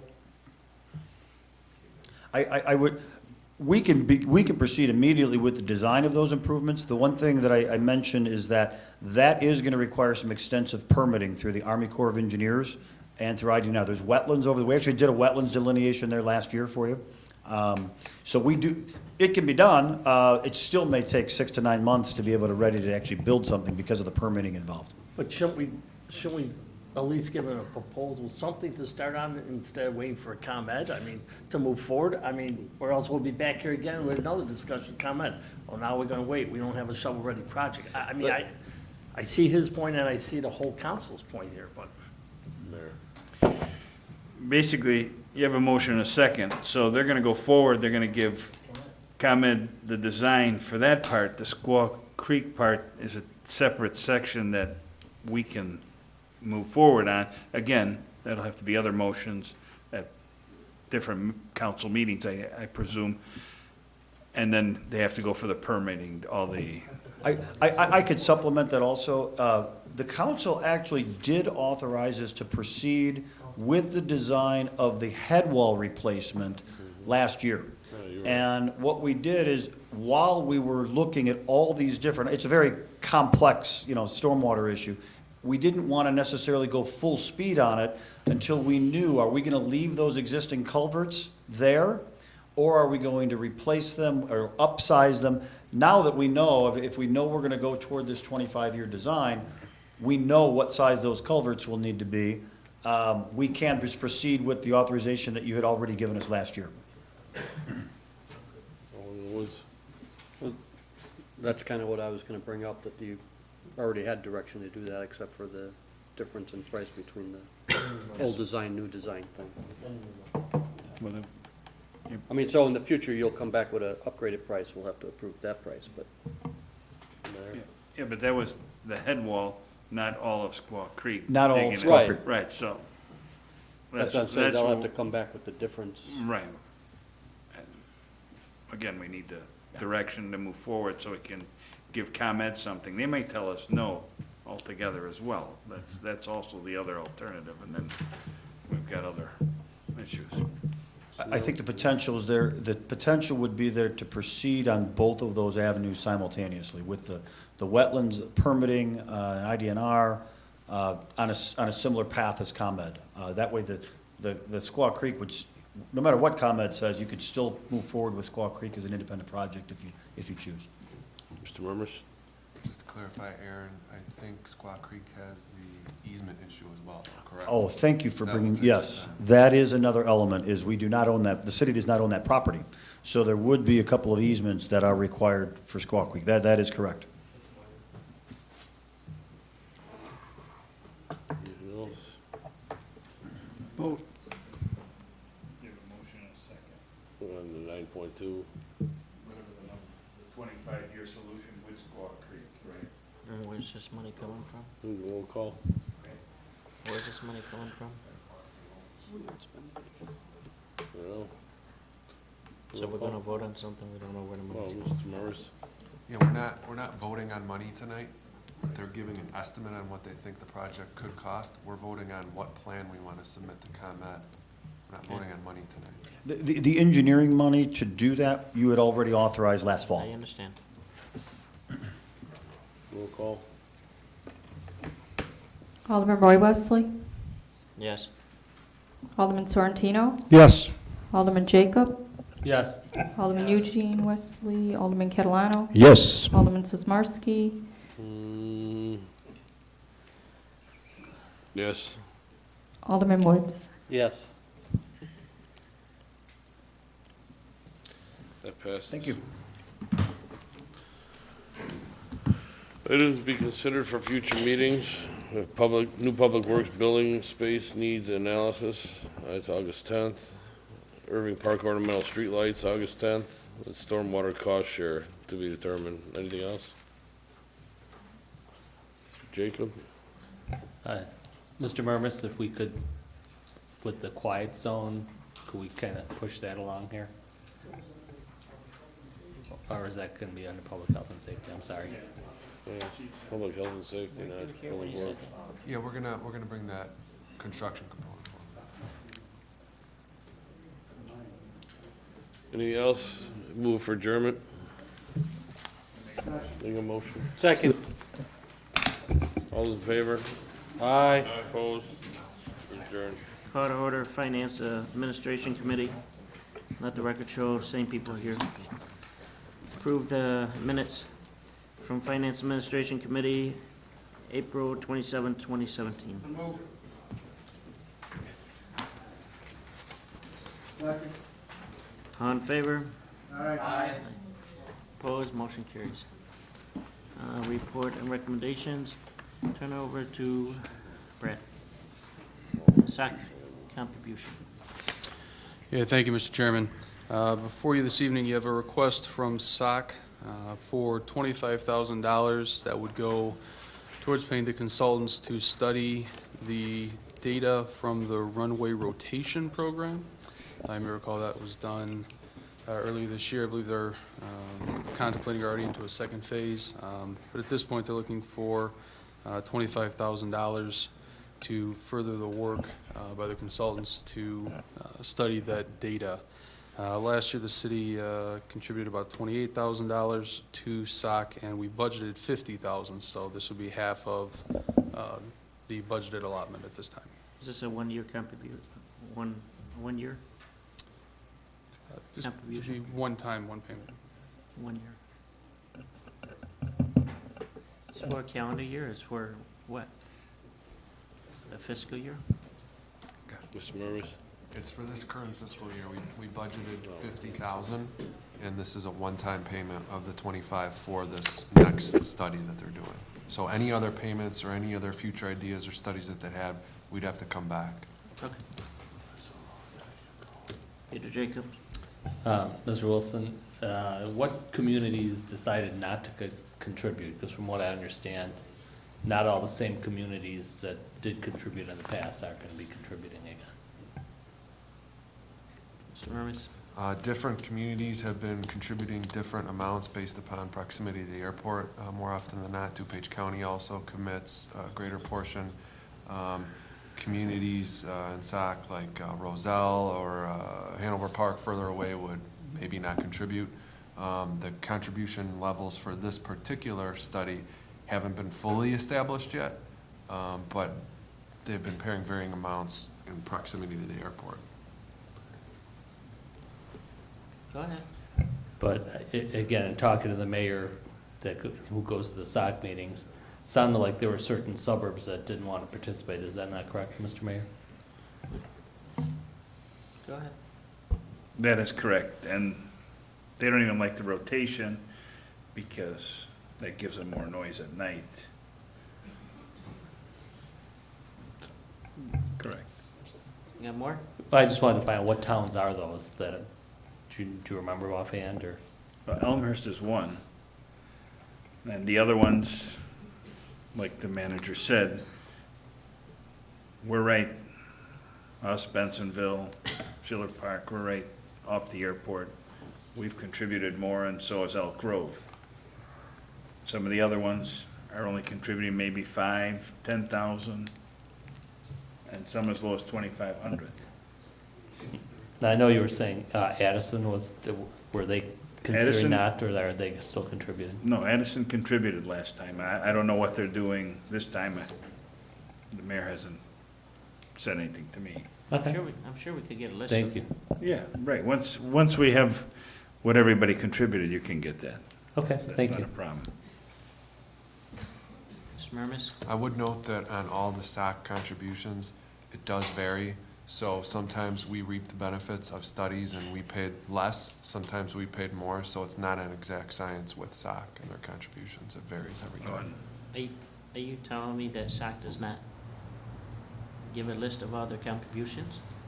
Sure. They do, but what I'm saying is on each individual study, it's not a set formula. It's just Okay. different every time. Sometimes we pay more, sometimes we pay less. Mayor? And in this one, there's a $2,500 annual fee, correct, Mr. Murmas, going forward? I think that starts in September. Mr. Murmas? SOC used to charge a annual fee, as the mayor said, then it went away for quite some time.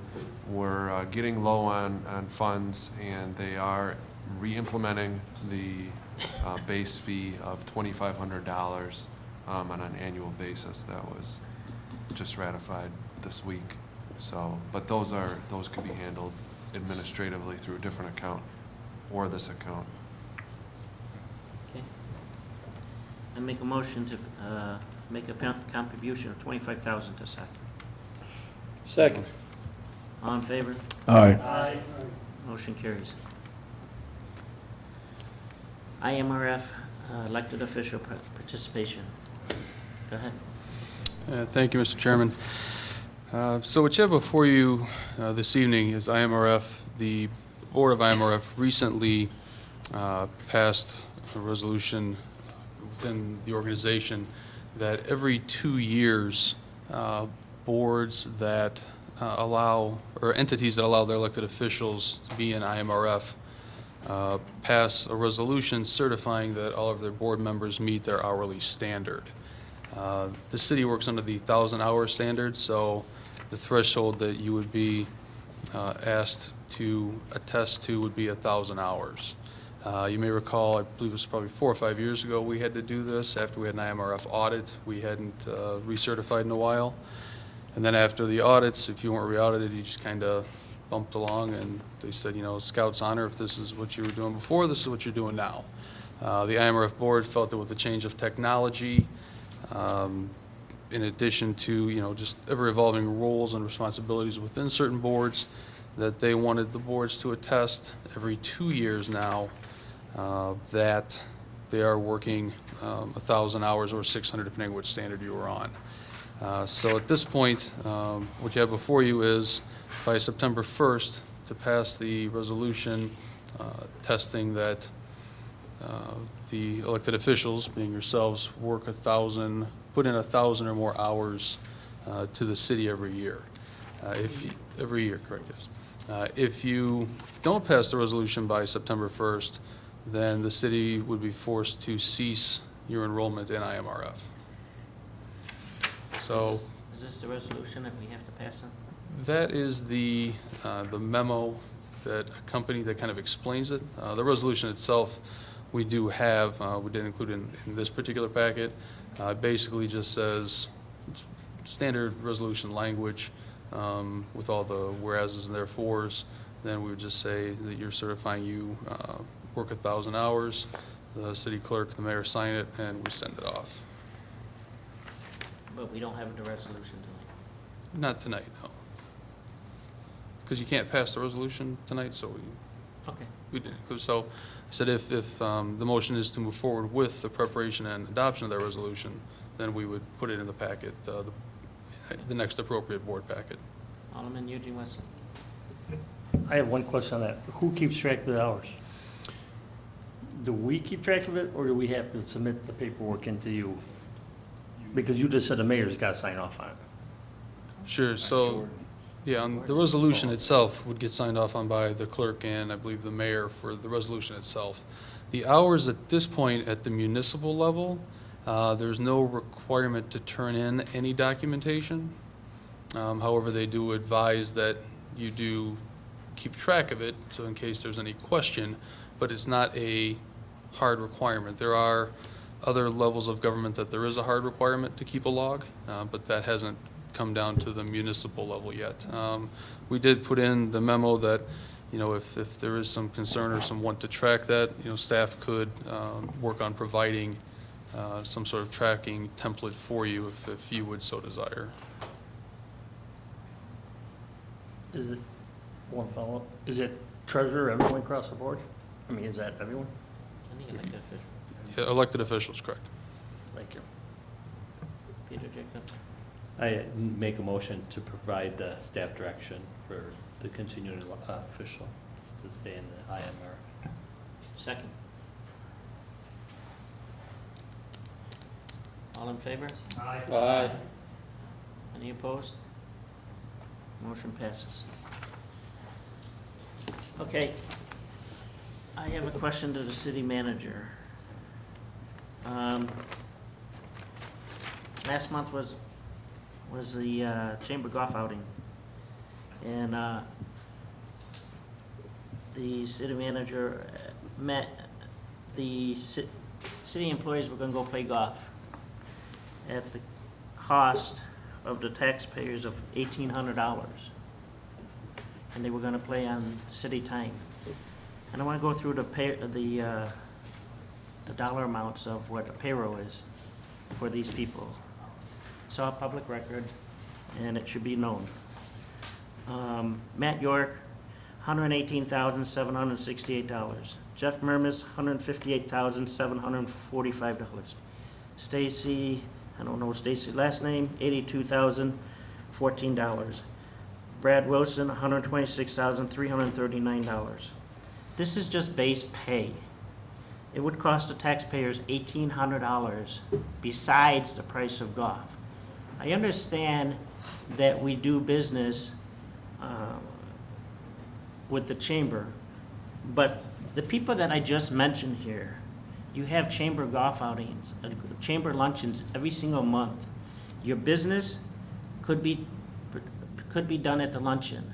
The only one that should be there, in my feeling, is Ed Cage and Kelly, because they're economic development. Even though I made a phone call to you, Jeff, the day of the golf outing, you said that no one was going. Nowhere in the budget could I find that golf outings is included. Unless it's, I understand it's job related. I know mayors and managers coming up, and they have a golf outing. That job, you're a manager, you should go play golf. It's job related. But these other people, I can't justify to the people, and our form of government is you, of handling the money. For $1,800, I can't justify to their citizens of saying, how we're spending this money for a golf outing for a chamber. Plus, we already give to the chamber for scholarships. This is not including the cost of golf. All I have to say is, if we're gonna do golf outings and stuff like that, let's invite all the city employees.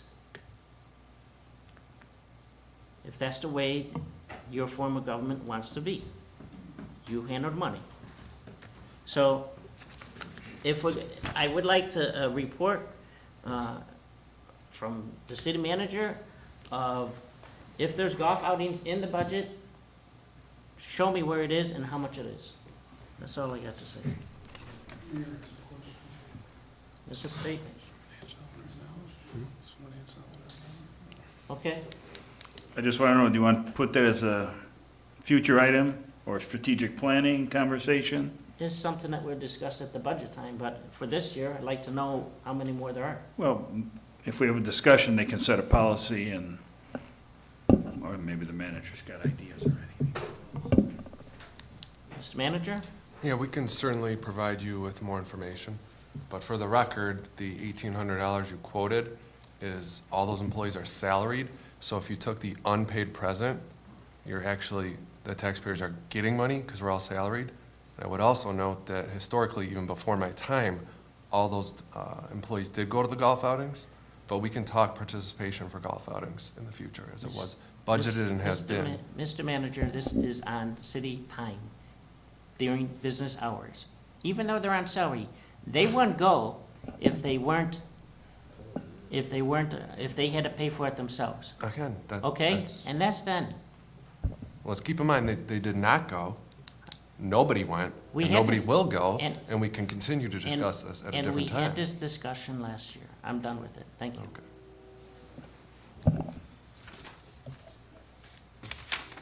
So, hang on.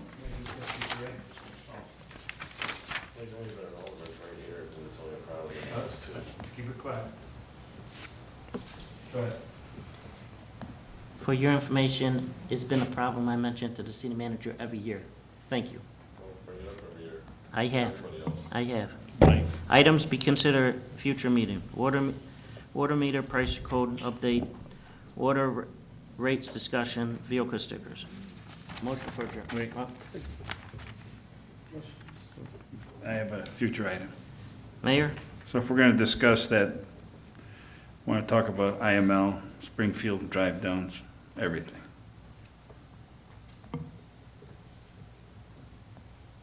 Mr. Woods? Refresh my memory, what's the vehicle sticker conversation? I thought we solved all the vehicle stickers. I mean, we almost gave them away. Why do we keep talking about them? I'm going to renew my motion to eliminate them if we have to talk about them one more time. Because that could pay for golf. Have to have a little. Just real quick, the conversation that we're anticipating having would be to switch everybody to a 2-year sticker. But staff would not argue elimination if that were the case. Tony? Thank you. Yes, for future meetings, I would like to bring back the video gaming revenue to be put back on the agenda for future discussion to allocate those funds into the water fund. Okay. One more, Sonny? Say it now? Should have said it during your committee. Now I could say it. The manager, you could talk to him offline. So that's it. Okay. It was really good, too. One more thing since we didn't adjourn yet. Tony? I got one more for future items. If we're going to save money, then we should stop all the elected officials buying shirts from the city. Buy your own shirts. We can save a lot of money that way if we're going to go that route. Put that on the agenda. Thank you.